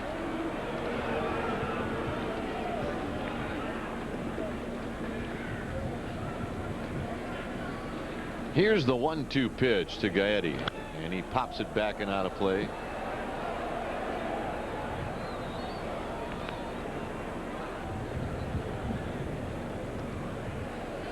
Ron Gant is on deck. 1-2 to Gary Gaetti. Flapless helmet from Gaetti. Not many of those guys left. 2-2. Yeah, that simply means that you've played for a long time. Grandfather's clause, when they made it a rule you had to wear an ear flap, the guys still playing did not have to do that. Hit on the ground. Miller's got it. Gets up quickly. Throws in time. Bill Miller to his left with a great play. By Miller, extremely quick. His first couple of steps to the ball are as good as anybody's in the game, and he shows it here, and he just robs Gaetti of a base hit. Snags the ball quickly to his feet, and he shoots him down with lots of room to spare. And for Estes, his roomie, he picks him up again. How about that? Bill Miller put on a show for the folks back home in St. Louis. Gant takes a strike. There's young Billy Miller. A big old kitty cat over there at third base. Up and in. The old and the new, Miller and Gaetti. Swing and a miss. 1-2. Boy, Estes just reaching back right now. He just blew that fastball right by Gant across the letters, and that is not easy to do. That's strength to strength. Here's the 1-2 pitch, and this is slammed to right field, but Alex Diaz is going to be there and make the catch. A 1-2-3 inning for Sean Estes, the first since the second inning. Home half coming up. Cards 2, Giants 2. Well, we're heading into the bottom half of the 6th inning here at 3Com 2-2 tie, and it's time now for Whatever It Takes, brought to you by Grand Auto Supply. And our Whatever It Takes today comes off the glove of Bill Miller, who really just displays brilliant defense for his roommate Sean Estes. He robs Gaetti of a base hit, and that is our Grand Auto Supply, Whatever It Takes. You get dirty, good. You're playing his game. Well, he's gaining a lot of respect around the National League by the way he plays that third sack, and that was another gem.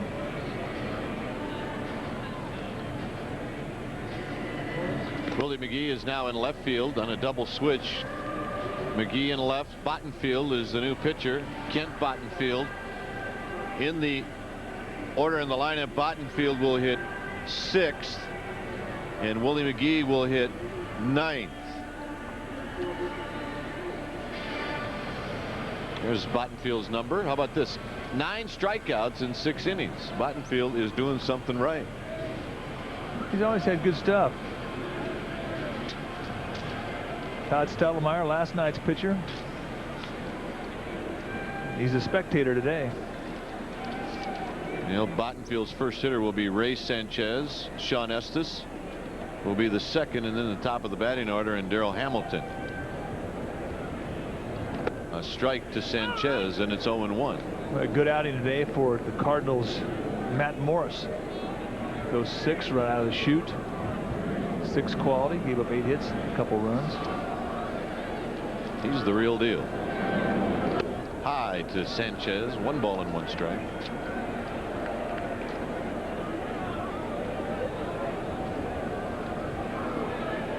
Bottenfield throws a lot of ground balls, has a little sink to his fastball. Slider. Sanchez hits it into the seats. 1 ball and 2 strikes. Bottenfield has 2 saves on the year. Remember, Jeff Brantley started out on the disabled list. The closer for the Cardinals. Bottenfield started out with Montreal. A shot over the glove of Royce Clayton. And Sanchez is stinging the ball.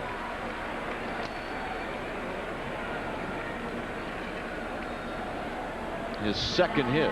Sanchez got a 91-mile-an-hour fastball. And getting around home plate. If it doesn't bounce, it's a candidate. Really not a bad pitch location-wise. Good jumping ability from Clayton. Here's Estes, who on a sacrifice bunt in the 4th inning bunted it down the third baseline. Matt Morris slipped in trying to field it and throw it, and Estes beat it out, and he's going to try to lay down another one.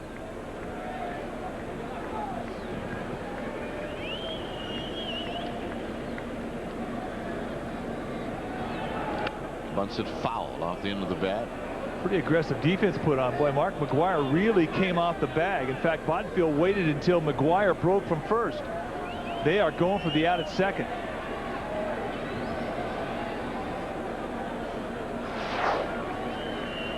And here comes McGwire. Now they start the move home, and Gaetti and McGwire are right down on top of Estes. A good bunter. Right now, Estes is going to go down and talk to Ron Motos a little bit, and they're going to talk about the defense that they just saw.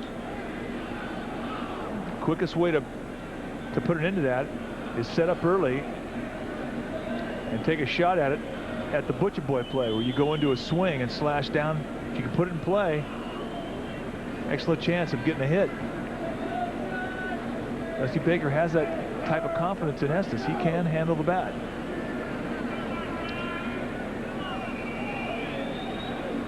Tony La Russa giving the signs to Tom Lampkin. And Bottenfield steps off. Estes was showing bunt. If he is going to bunt, Estes is certainly not trying to hide it from anyone. Well, you should show early. That will freeze the infielders a little bit. There's the bunt. A good one. Bottenfield will throw, and it's Howard who makes the catch at first. So the Giants left-hander has done a good job. That's how you beat the defense. You bunt it perfectly, and this is exactly what he does. Right off the end of the bat, deadens the ball, and the only guy who has a play is Bottenfield. Just get out, bend the knees, just let the ball come out and play catch off the end of the bat. Outstanding job, and you really help yourself out if you can handle the bat in a bunt situation. Darryl Hamilton had a sacrifice fly in the 4th inning. That tied the game. And he takes it low and away, 1-0. Bottenfield, as we mentioned earlier, has traveled all over the place. He actually pitched in 1 game for the Giants in 1994. Hamilton, it's a high fly ball into left center field, where Langford will make the play. 2 outs. Bringing to the plate Bill Miller. There's Estes.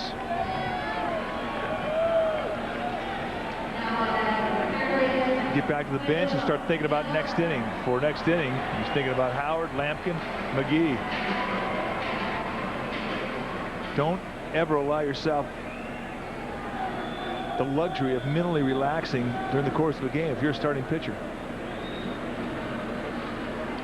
When you do, you lose your edge.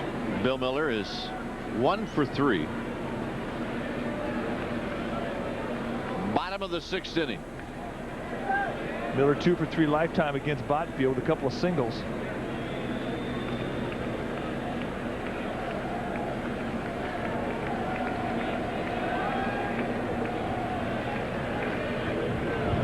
Low and in, and another nice play by Lampkin.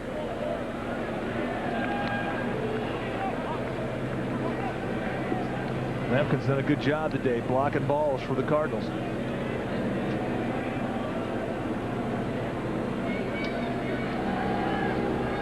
One ball and no strikes.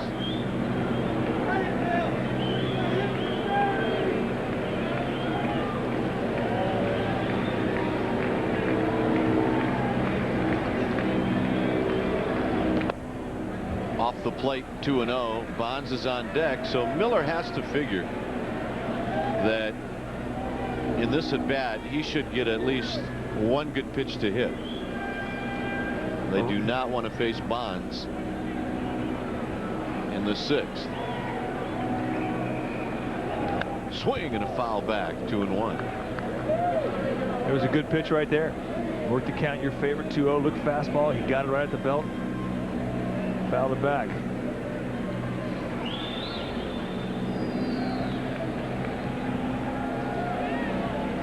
Giants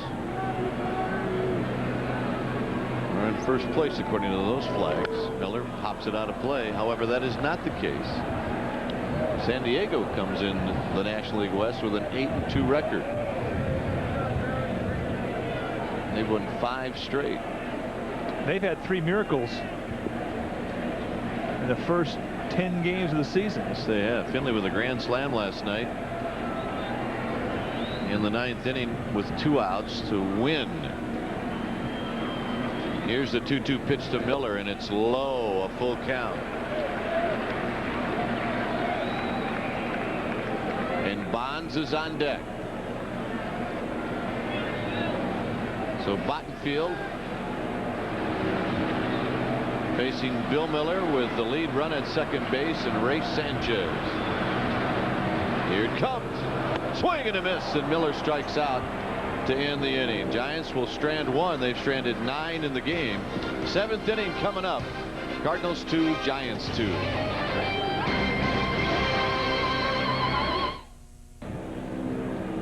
Dwayne Kuiper and Mike Krukow coming at you with a score 2-2 as we head to the 7th inning. Sean Estes facing the bottom 3 in Tony La Russa's order. And this is David Howard, and he takes a strike. Now the bottom 3 usually means that the pitcher is hitting third. That's not true. Willie McGee came in on the double switch. He's in the 9th slot. Estes throws it low. Howard with a bunt single in the 3rd. He hit a ground ball to J.T. Snow in the 4th. He's 1 for 2. Swings over top of a breaking ball, or may have gotten a piece of it. 1 ball and 2 strikes. Lance Painter in the bullpen, a left-hander for the Cardinals.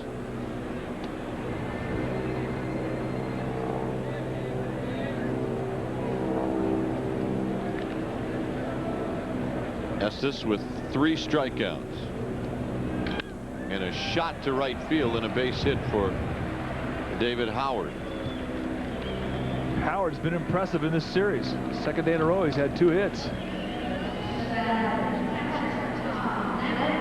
Now Howard played with the Kansas City Royals. Young man played a bunch of positions for Kansas City last year.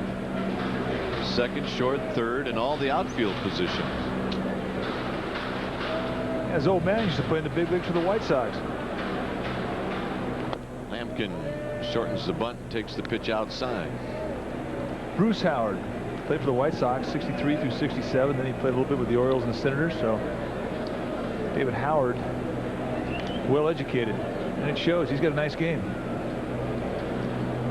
He's the runner at first. You saw Rene Latchman going through the signs. Van Estes to the plate, and Lampkin bunts it foul.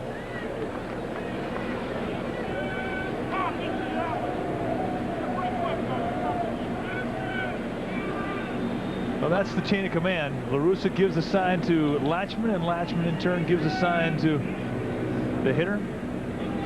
Dave McKay, the first base coach, he'll pick up the sign and relay it to the runner. Everybody's on the same page. Cannot assume that Lampkin will bunt again if you're on the mound.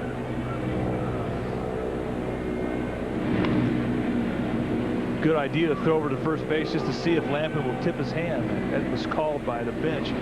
Dusty Baker employing an old Roger Craig trick. We're not worthy.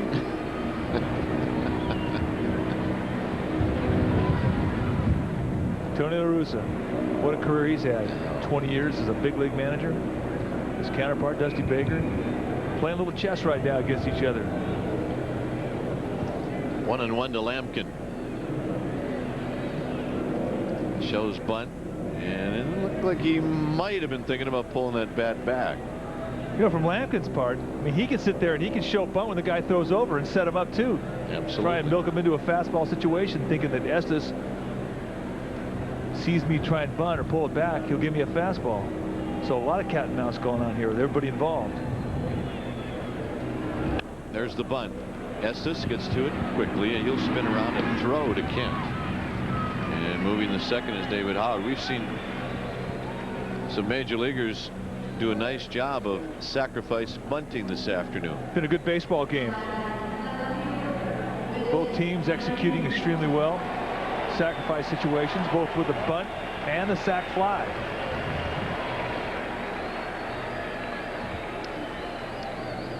Willie McGee, as you take a look at both skippers. McGee in his 16th year. Switch hitter, batting right-handed, swings and misses, and it's 0-1. McGee is dangerous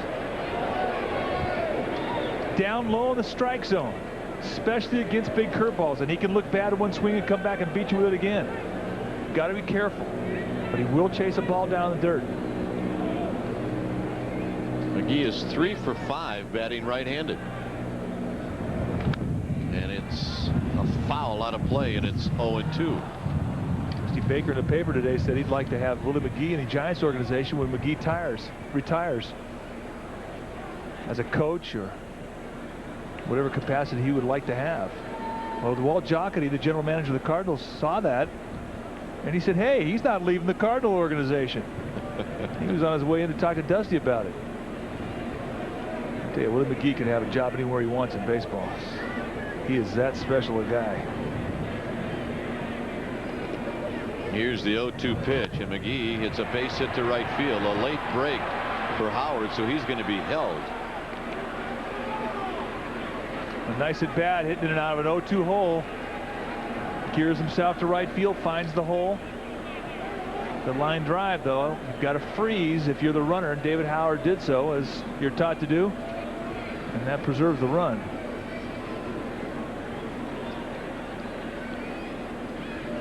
Estes is going to have to pitch the strikeout now, Kite. Yep, Royce Clayton is 0 for 3. Dusty Baker is going to come out.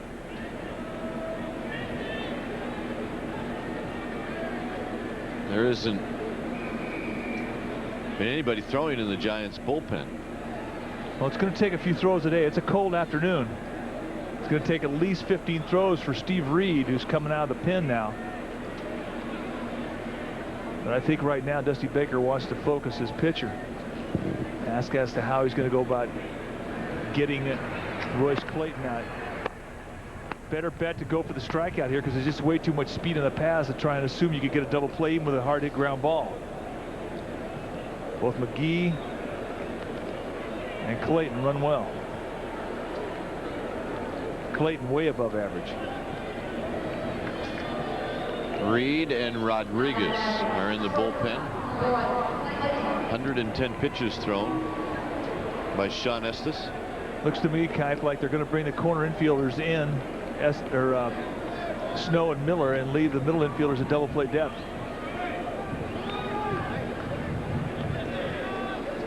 Clayton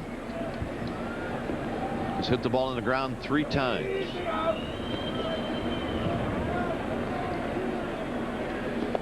Low. 1 ball and no strikes.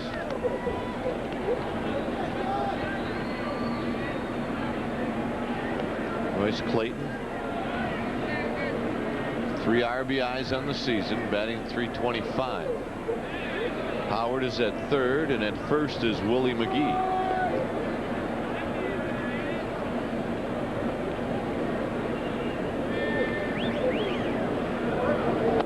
Low again. 2 balls and no strike. Nice dig out from Maine. They set up outside with a fastball, and Estes pulled the fastball across the plate in the inside location. Ball got down there and skinned a bit. Nice stop. Watch the footwork. They want the outside target. Ball goes inside.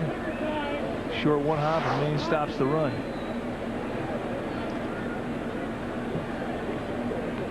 Two balls and no strikes.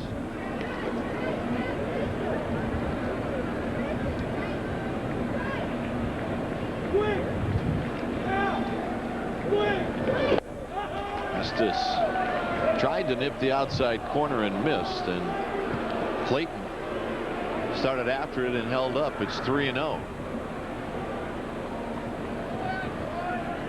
Estes has nibbled all 3 times.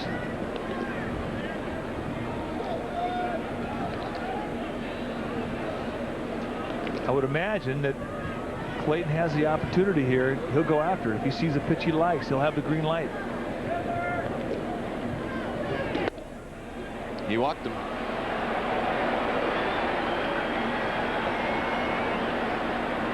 Now the bases are loaded for Brian Jordan.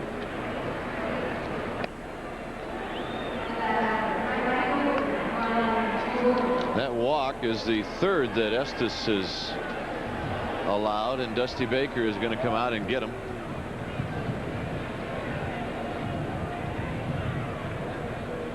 And he is going to go for Steve Reed. So we'll be back as Steve Reed comes in. Sean Estes departs. Bases are loaded in the 7th in a 2-2 tie. Giants baseball on Fox Sports Bay Area is brought to you by Southwest Airlines. With fares so low, you have the freedom to go places. By Discover Card, it pays to discover. By Hoover, nobody gets the dirt like Hoover, nobody. By Kragen, for fast, friendly service, there's only one place to shop in Northern California for auto parts. That's Kragen Auto Parts. And by TCI.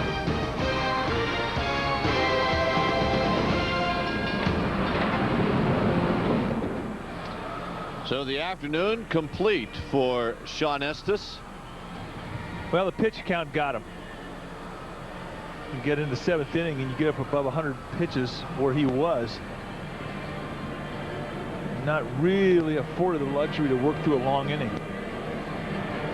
Couple that with the history that Reed has against Brian Jordan. Jordan 2 for 10, a couple of singles. Made it an easy decision for Dusty Baker to go out and get Sean Estes. Well, how about that Steve Reed this year? In 5 games, he's pitched 6 innings. And he's got a no-hitter going.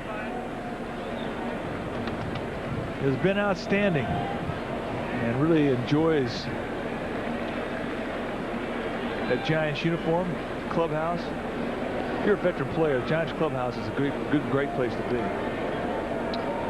So they're loaded for Brian Jordan. And the first pitch hit him. The first pitch hits Brian Jordan. And they stay loaded. Well, that's a little unusual. They pitch an inside corner trying to get ahead, looking for a ground ball, and the ball just takes off. And Jordan cannot get out of the way. The last thing that Reed had on his mind was hitting the hitter Brian Jordan. Here's McGwire. Swing and a miss on the Frisbee breaking ball, and it's 0-1. McGwire has only seen Steve Reed once. He struck out. 10 career grand slams. McGee, Clayton, and Jordan. Way outside, 1 ball and 1 strike. 3-2 Cardinals are leading.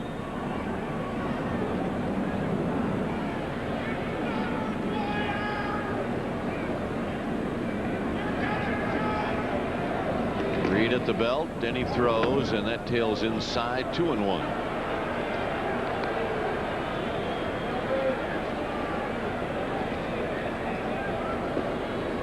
They'd like to get into a 2-strike situation where he could throw a Frisbee at him.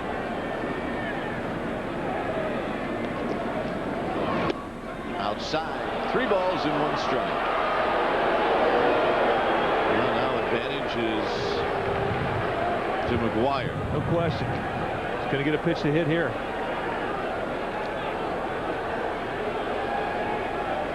Here it comes. He walked it.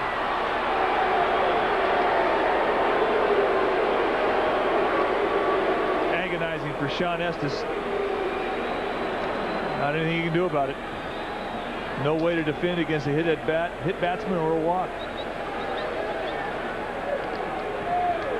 So here comes Dusty Baker. He's going to ask for Rich Rodriguez. Reed comes in. He hits Jordan. And he walks McGwire, and that is RBI number 1,000 for Mark McGwire. So here comes Rodriguez. Cardinals have scored twice. It's 4-2 St. Louis. Behind to the Giants. The Cardinals have scored twice. A couple of hits, a couple of walks. Jordan hit by a pitch. And they find themselves now trailing 4-2 as Rich Rodriguez comes into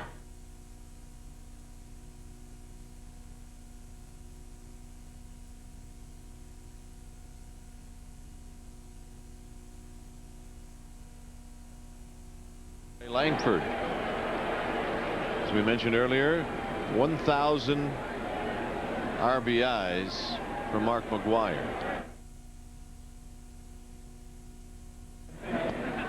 Well, not really a glamorous way. He walked, and he's got credit for the RBI by way of the base on balls. But he'll take it. Is 0 for 3. And the pitch is low. Langford lined out to left. Bonds made a great play. Grounded to short where Sanchez made a nice play, but his throw was high, and J.T. Snow tagged Langford going by, and then he struck out looking in the 6th inning.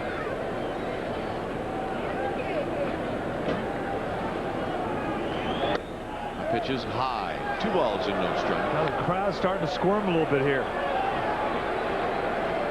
They want to at least see the defense get a chance to defend. And it gets frustrating when the free passes come by way of a hit batsman and a walk.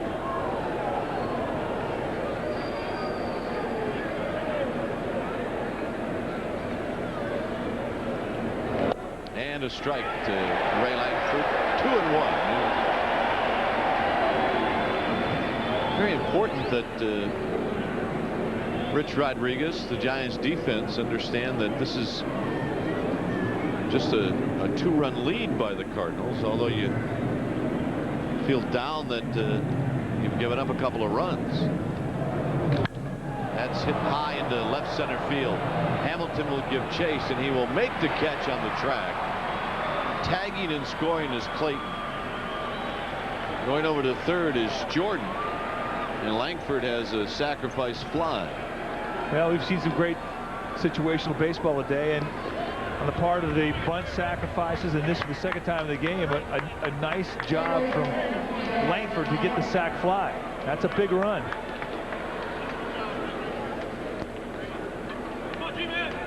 And that'll bring up Gaetti. Gaetti will be the 8th Cardinal to hit here in the 7th. Gaetti homered in the 4th inning. 5-2 St. Louis. All 5 of those runs charged to Sean Estes.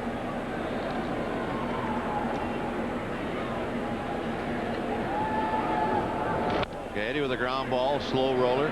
Sanchez will glove it and throw, and they get Gaetti to end the inning. 3 runs on 2 hits. The Cardinals strand a pair. 5-2 St. Louis. Please and talk to fans at some of the great new ballparks, whether Coors Field in Denver or the ballpark in Arlington.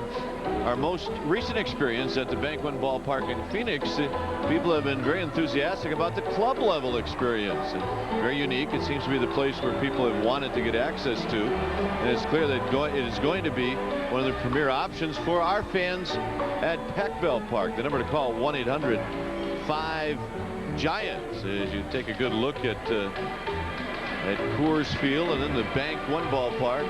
It is the level that you want to be on, and of course it'll all happen on opening day. Charter seats, Pacific Ballpark. The number to call, 1-800-5-GIANTS.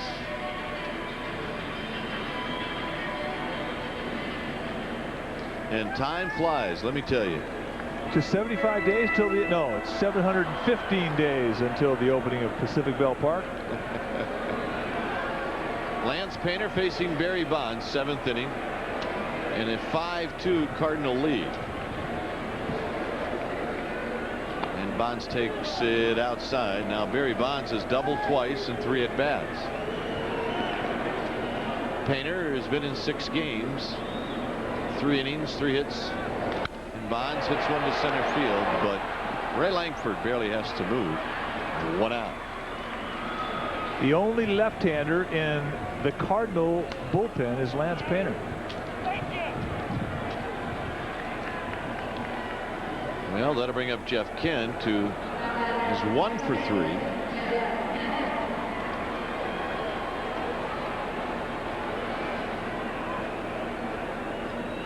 Kent knocked in a run in the 3rd inning, his 12th RBI of the season.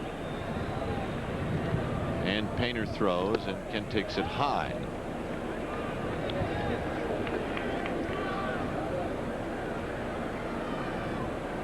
Lance Painter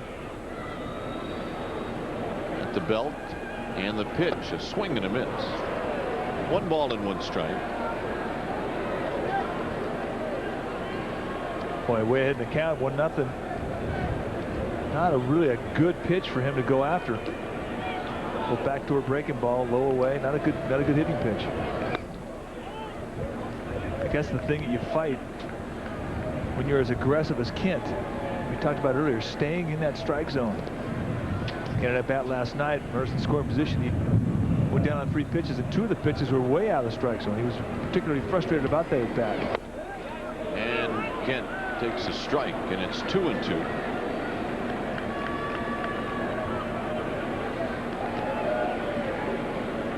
Lance Painter spent 4 years with the Colorado Rockies. And Kent whistles one into the seats. Heads up. Look out. Everybody's all right. It didn't bother that guy from just going after those nachos. Just don't mess with my nachos. Here, take the ball. I'm going to gnaw on these nachos for a while. 2-2 to Kent. Rolls it foul.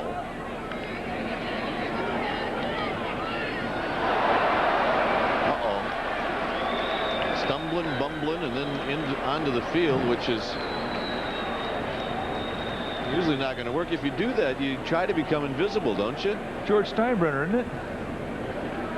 Is George taking in the game? I think so. Outside, 3-2 to Kent. Let's watch the play. Keep your eye on the guy in the hat. But it was worth it. He never lost his hat. It's glued on. Kent swings and misses for the second out.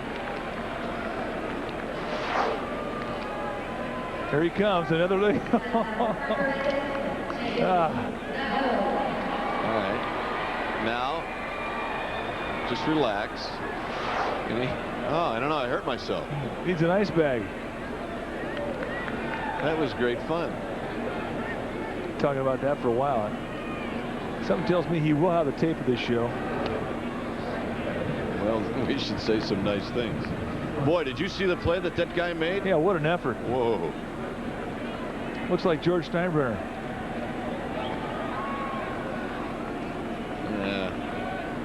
Yeah. I'll show you how to do that, kid, someday. Another kid saying, Dad, you embarrass me. Yeah, you flopped right out of the stands like a fish out of water. But you got the ball, and thank you very much. JT fouls it out of play. Now, JT Snow hitting right-handed is 4 for 16.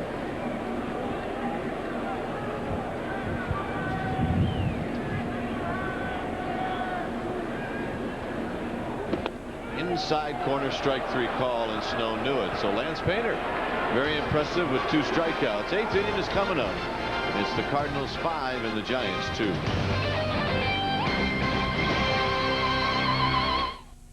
Gwynn and the rest of his San Diego Padres come to town for a 2-game series beginning on Tuesday night. Tuesday night's game starts at 7:05, and then again on Wednesday the game will start at night, only at 7:35. It is also 3-com screensaver plus night for the first 15,000 fans. Stop by any Giants dugout store, Bass Ticket Center location, or call 510-762-BALL to order your tickets by phone.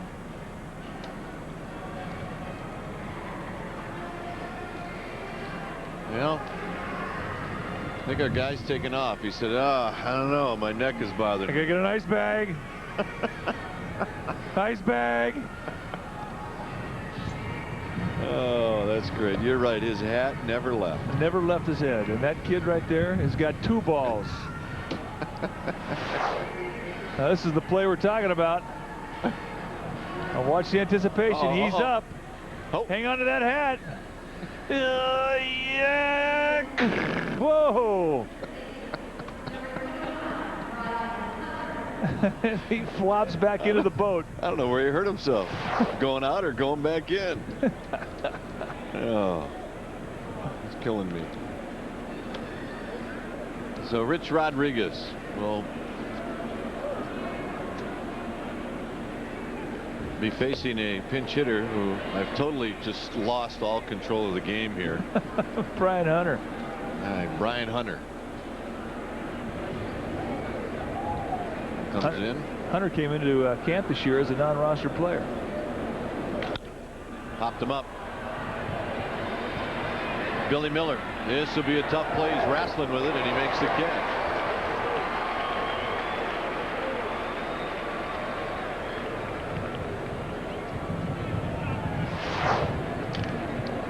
Boy, he starts off slow, he identifies, and all of a sudden the wind gets it. He has to accelerate into it. Whew. Watch him, he works. The glasses go down to find it. Comes in. He takes him off to see the ball again. Nice play. Whatever it takes under those conditions. Here's David Howard.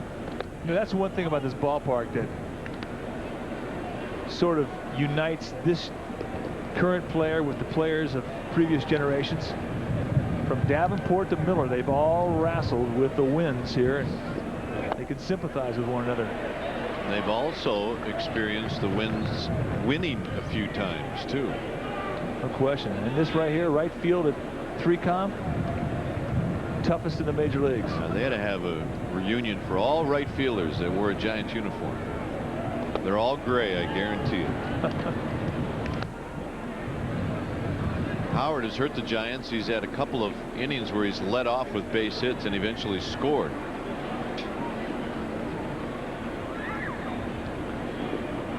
Rodriguez to the plate, and it's low. 3 balls and 1 strike.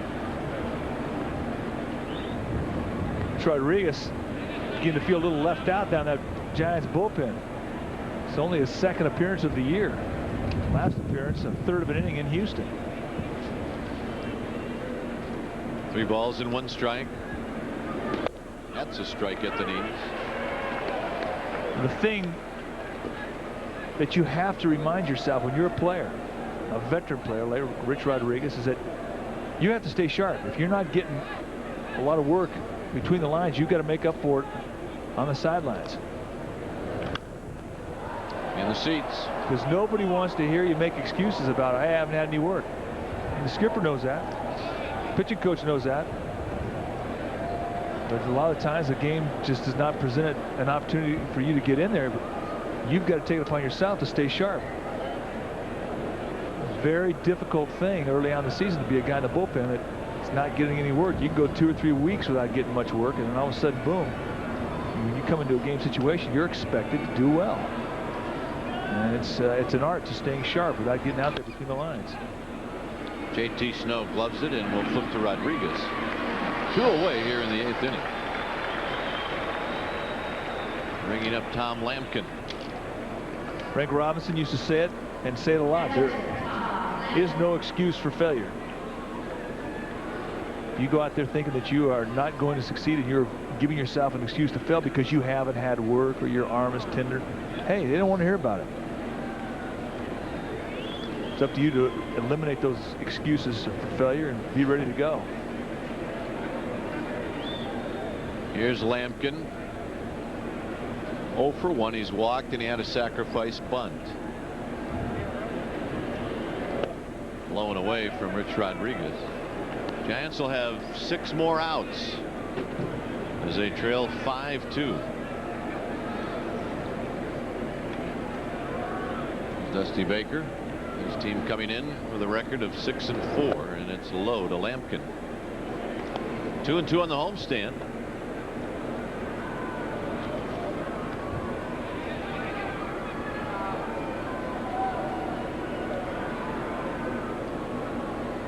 Tom Lampkin waiting on Rich Rodriguez, and he hits it foul past Dave McKay. Brian Johnson down in the bullpen actually stole that one away from the ball dude. There's a chance that Brian Johnson could be used as a pinch hitter, so he works his way down to the Giants dugout. It's 2-1 to Tom Lampkin with 2 outs here in the 8th.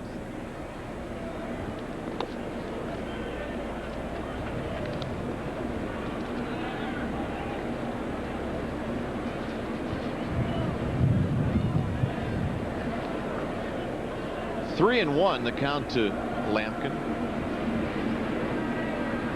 Left side of the infield is playing a slight pull. And he walked him. I think every once in a while you watch a game or you read about a game where the game isn't over until the last man is out. And we were reminded of that yesterday in a game between the Red Sox and the Mariners. Red Sox scored 7 runs in the 9th inning. Pitch to McGee is a strike. Randy Johnson was facing him, was breezing along, and they took Johnson out after 8 after striking out 15. And the Mariner bullpen could not hold him. Didn't get an out in the 9th. Not one out. McGee's got a base hit to left field. He's 2 for 2.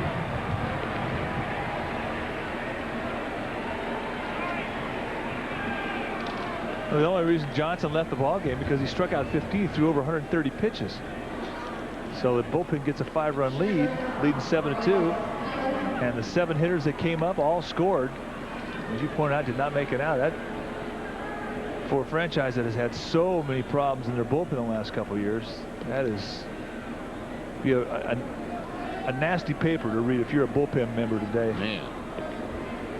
Now the only thing that would have made it worse for Seattle is if Jose Cruz Jr. would have hit 4 home runs. That's right. Jose Cruz traded to Toronto last year for a couple of relief pitchers. Timlin, who was in the ball game yesterday. A lot of controversy about that trade. And boy, you're right. Here's Royce Clayton. Clayton is 0 for 3, batting with 2 outs and runners at first and second. And the pitch is high to make it 2-0. 1 for 3 lifetime. Clayton versus Rodriguez. Russ Ortiz getting loose for the Giants down the bullpen. Now Ron Peronowski going to come out and have a conversation with Rich Rodriguez, I'm sure, to do a couple of things. One, to refocus Rodriguez, and 2, to give Ortiz a chance to get loose. By the way, just a final note on that game, it was Mo Vaughn who had a grand slam to knock in the last 4 runs. He had struck out 3 times prior to that. Well, you get those highlights in every highlight every night at 10 o'clock with Fox Sports News as they bring you a complete live wrap-up of the day in sports. Check out Fox Sports News on Fox Sports Bay Area tonight at 10. 2-0 to Clayton. And Clayton gets one into the alley in left center field, and that's going to fall. 1 run will score as the ball rolls nearly to the wall. McGee, who can still run well, he scores. And it's now 7-2 on the double by Royce Clayton.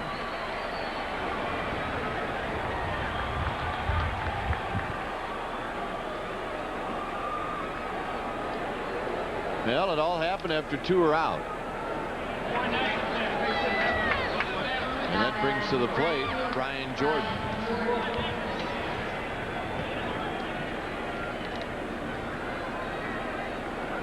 Jordan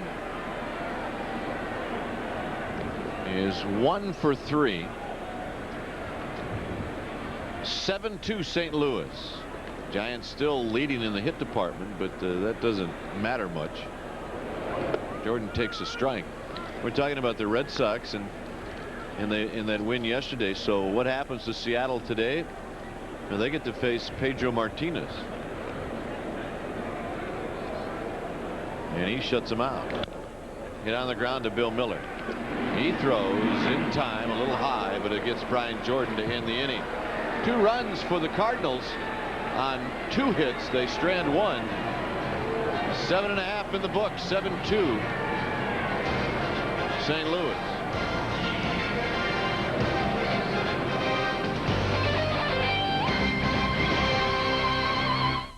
Soon, coming up next, it's Pac-10 women's softball when Cal takes on Stanford.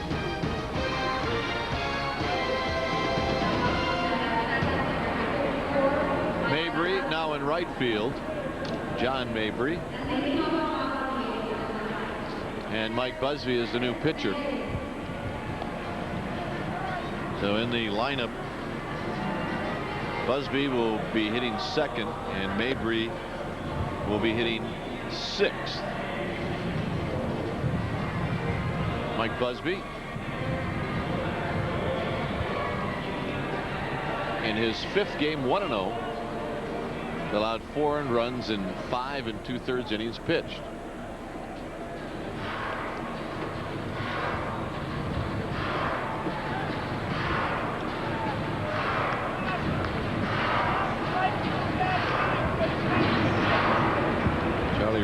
telling us what we just told you. Busby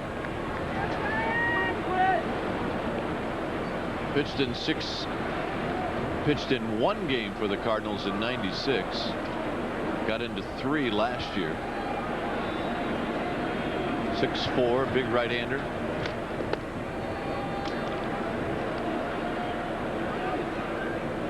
Throws to Brett Maine. With Diaz on deck.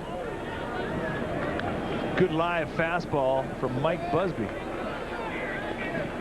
Good breaking field, or good breaking ball, rather. Strike to Brett Maine. 2 balls and 1 strike.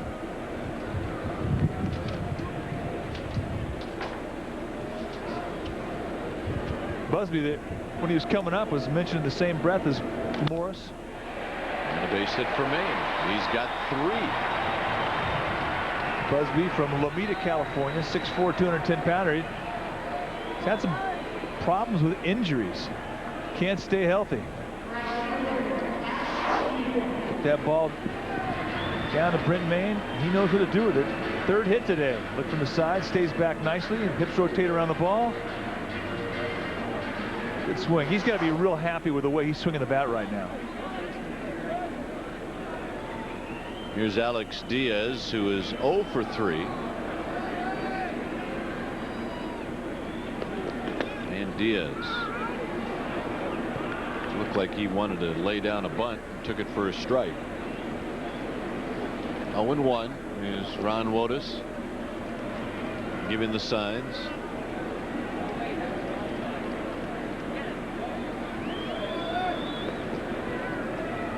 And Busby throws, and Diaz waves at a breaking ball. Good snapper right there. Good location with it. Busby is primarily a starter throughout his minor league career. In fact, he really only made 3 relief appearances in 7 years. Came up last year in September, made 3 starts for the Cardinals. Was 0-2 with an 8.79 ERA. 14 innings, he gave up 14 earned runs. Ouch. And Diaz is out on strikes. Not an at-bat that you want to live with for a while, and Diaz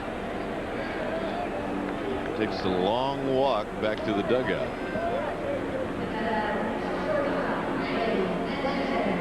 You know, this little guy has decided that he has found a way to pass the day. So you keep your hands warm on a cool day. Yeah, at least your thumb.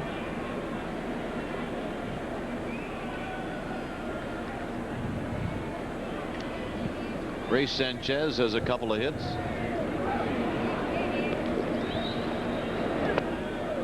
The scoreboard at 3Com is short-circuited, so they have put balls and strikes up on the jumbotron. Been a tough series for the scoreboard. Scuffling a little bit this year. That's a strike. Good backdoor fastball, 90 mile an hour.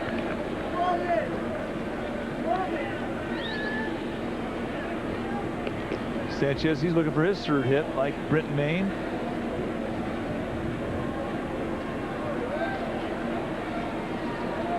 Busby to the plate. And that breaking ball is in for a strike. It started out right at Sanchez. And buckled him. I mean, when you're looking at a guy for the first time and you see a breaking ball come in like that, you're gonna buckle. But now he's seen it. It's amazing how quickly a major league hitter will adapt. It takes one look. Once they've seen the movement, and they can hit it. You get 1 free pass. Just off the plate. I've always marveled at major league hitters. You could go up to a hitter. I mean, he could be out of the game 20 years. You could say any pitcher that was in his era, and right away he'll tell you what he had. How hard he threw, what the movement was, what kind of breaking ball, if he had a changeup. Hit on the ground. Clayton kicks it. Clayton let it hit the heel of his glove. And it'll be an error on Royce Clayton. Now, you don't see it happen very often. However, for Clayton, his 3rd error so far this year. Comes over, and as you point out, Kai, hits him high in the glove. Clang.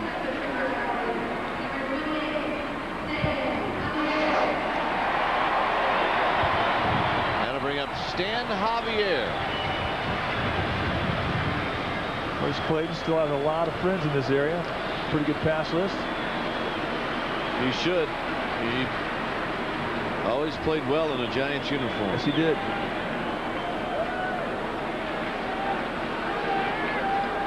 Here's Javier. Stan with a .225 batting average. And it's a ground ball. McGwire backhands it, throws to Clayton. Back to McGwire, and I don't know, Javier didn't run.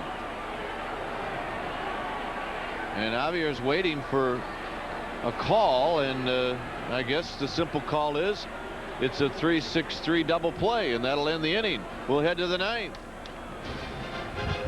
The Cardinals have a 7-2 lead.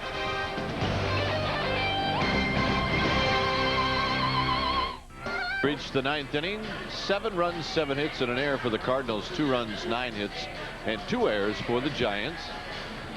Father and son telling us we're number 1. Well, if you're wondering what happened on the play, watch Javier come out of the box. Nice backhand from McGwire, but Javier, like a sniper, got him. Going on the first baseline, he stumbles, falls, and by the time he gets back up, it's too late, and it's a double play. One more look. Well, insult to injury here. It's happened to all of us. This game will find ways to humble you. Stan shouldn't feel bad. We see it every day at fantasy camp. Here's Mark McGwire facing Russell Ortiz. Ortiz is, you know, he's been in 2 games and he hasn't really dazzled them. In 2 2/3, he's allowed 1 hit.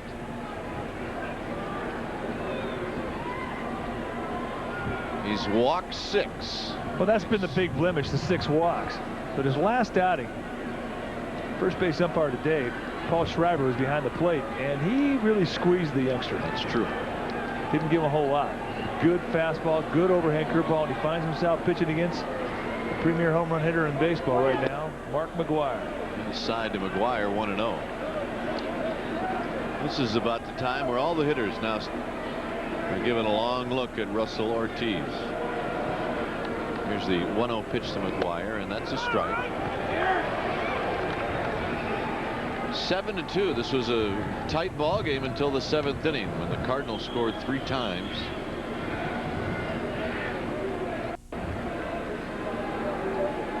Ortiz rocks back and throws the 1-1 pitch. McGwire hits a high drive to left field. Bonds is going back. He's at the wall, and he makes the catch. Wow. Wind knocked that thing down.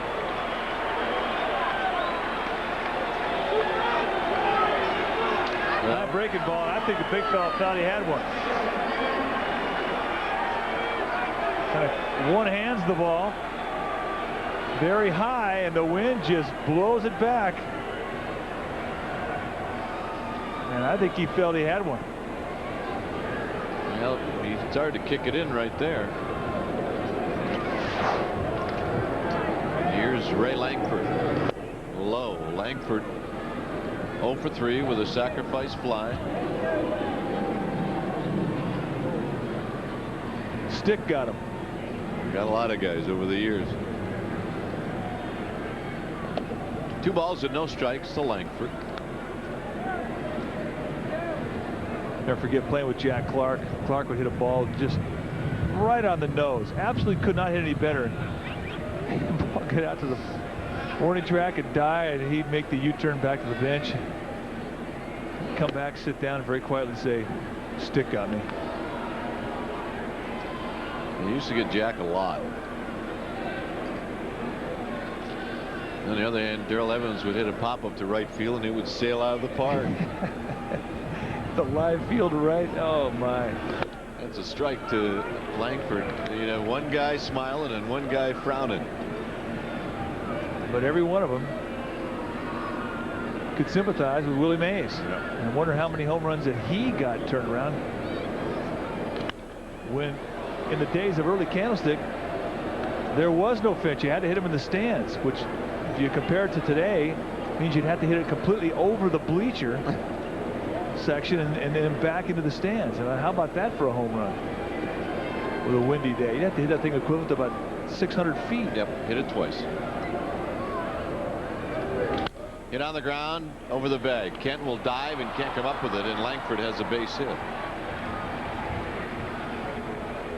His first hit and the 8th in the game for the Cardinals. Gaetti will come up.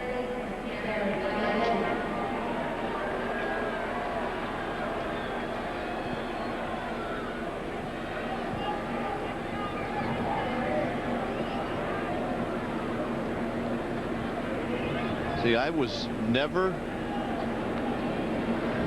at Candlestick when they had the AstroTurf infield. Gaetti, it's a high fly ball into left center field. Hamilton tells Bonds that he has it, and he does. Langford bluffs a tag, and Hamilton with a good throw. 2 out. Well, the old AstroTurf here was so hard. Well, I can't even imagine what it was like playing on that. And they said it wasn't good either. No, it was bad. It was bad turf. It was flat, worn. Pitching a game here one night against the Giants. Jack Clark hit a one-hopper off my shin, went back to the catcher, and the catcher threw him out of first. I got an assist. Stick got me. And I got a knot on my shin. It looked like I had a hard ball in my uniform. It's a little damp and it skimmed up. Oh my. And, you know, Jack, he didn't hit anything other than rockets. I still walk with a limp. Here's Mabry batting for the first time. Mabry had a solo home run in the game last night. And the pitch is a strike. Talked about that home run. Here it was. Javier almost caught this ball. I think it really surprised Danny Darwin that it went out. But as you pointed out with Darrell Evans so many times with the fly balls going out to right, that's pretty much what happened last night. The ball just scored and carried and sailed on out. Strike 2 to Mabry, 0-2. That pitch had some conviction. Good fastball.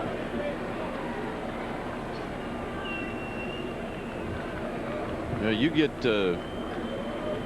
20 former players that played at this ballpark over the course of 40 years. And there's an emergency swing, and you're going to hear some just great stories.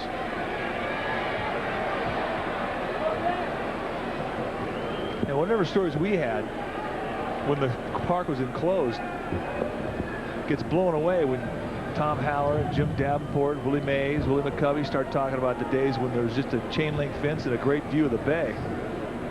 Candlestick first opened. Those are great stories. Struck him out on a high fastball. And Russell Ortiz will strand one. Giants' last chance coming up. They'll have the top of the order. Hamilton, Miller, Bonds, 7-2 St. Louis. And the Padres come to town for a 2-game series beginning this Tuesday. Tuesday 7:05 starting time. Wednesday 7:35. Also 3Com Screen Saver Plus night for the first 15,000 fans. 510-762-BALL to order by phone. Check out the Giants dugout store. Hamilton facing Busby. 0-1 to Darrell Hamilton.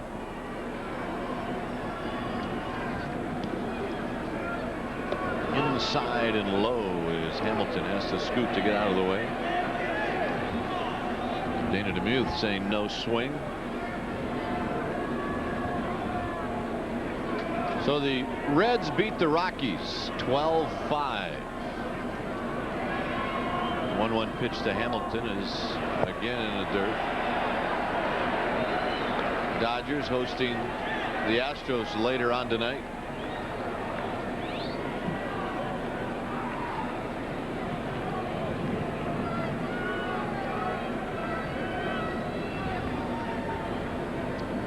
Here's Here's the pitch to Hamilton, and he hits a slow, high bounding ball. Busby reaches for it and makes the play. I think it helped that he was 6'4", had a wingspan like a condor to flag that one down. Yes, it did. Watch the big fella. He falls off the left side, and the ball is right there. Stretch. And once you make the play, an easy flip, and Hamilton is retired. Also tonight, it'll be the D-backs against the Padres. Joel Adamson against Pete Smith. Bill Miller. 1 ball and no strikes. Barry Bonds on deck. 9th inning. Miller fouls at a souvenir down the left field line for those who have stayed till the end. Checked out this little guy at the beginning of the game, and he has wore a smile and a crooked hat all day. Strike to Miller, 1-2. Good curveball from Busby today. Over the top, got a little down him on it. And Miller pulls it, and Busby tags him as Miller went by. A 1 unassisted, and that'll bring up Bonds.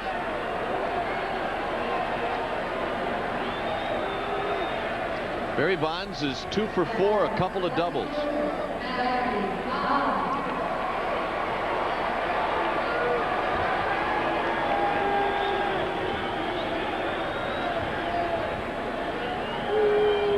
Bonds now hitting .278.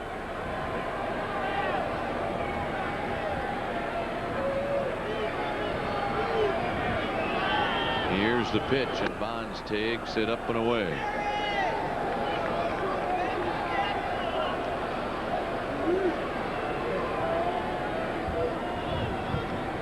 Bonds hits one high to right field. Mabry, shading his eyes, now comes in and makes the catch to retire the side. So Busby retires the side in order, and the Cardinals win this one 7-2, evening up the series at 1 game apiece. 7 runs, 8 hits, and 1 error. 2 runs, 10 hits, and 2 errors for the Giants. Stay with us. We'll have more right after this. Well, here at 3Com Park, the Cardinals win it. 7 runs, 8 hits, and 1 error. The Giants, 2 runs, 10 hits, and 2 errors. Bottenfield, the winner, Sean Estes, who pitched pretty well, takes the loss. He is 0-2. With Mike Krukow, Dusty Baker is down in the Giants dugout, and Mike Estes, although he got the loss, showed some encouraging signs. Well, it's a frustrating thing for a young pitcher like Estes. I mean, he'll look at the box score tomorrow, he'll see 5 earned runs, and he'll think it was a bad performance, but he battled hard today. And you know, the good thing about Estes is he measured success in the win column, and he did not get a win for his team today. And it was a frustrating situation in the 7th inning to watch 2 runs come across the plate where the defense really couldn't do too much about it. A hit batsman and a walk, and I mean, it's a tough way to lose a ball game. Dusty, with the success that Sean Estes had last year, is it really difficult for him right now to be 0-2? Well, it is, you know, because I think he only lost like 5 games all of last year, but Sean's capable of reeling off, you know, 8, 9 in a row, and certainly try to get him his first victory, you know, today. The thing that probably hurt most is the fact that we left a lot of runners on base early. We had 4 or 5, you know, innings in there where we could have, you know, we had a runner in scoring position, and then in that 7th inning, you know, we had Howard 1 and 2 and got a pitch up and away, and have Willie McGee 0 and 2, which I think was almost the pitch of the game. They had him 0 and 2 and got another pitch up and away on him for a base hit, which really sort of started everything. It's been a great series so far, Bake. 2 good teams, evenly matched, both good, tough, seasoned professional teams. And it seems like when there's one small opening, the team takes advantage of it, and that's been the difference so far. Well, you're right. There's always a difference when you got teams that are evenly matched and teams that are quality teams. You know, both are waiting for an opening. Today it was tied 2-2. Like I said, we had some opportunities. Morris got out of a couple of tough jams there, and you know, their main opportunity, I think, is, you know, when Willie McGee got that hit. I thought Sean had enough, you know, to entice Royce into a double play situation. Had Steve Reed warming up, but just didn't work today. All right, thanks, Bake. We'll see you out here tomorrow. All right. Thank Dusty Baker for joining us. Well, join us tomorrow at 1 o'clock for the third game of this series between the Cardinals and the Giants. Oral Hershiser will take them on for the Giants. And again, that game will start at 1 p.m. Coming up next on Fox Sports Bay Area is Pac-10 women's softball. Cal takes on Stanford, the big game. Interview guests receive a gift of Adidas sunglasses. For great eye protection, wear Adidas eyewear. For my partner, Mike Kruko, our producer, Jeff Kuiper, and our director, Jim Lynch, I'm Dwayne Kuiper. Have a good night, everybody.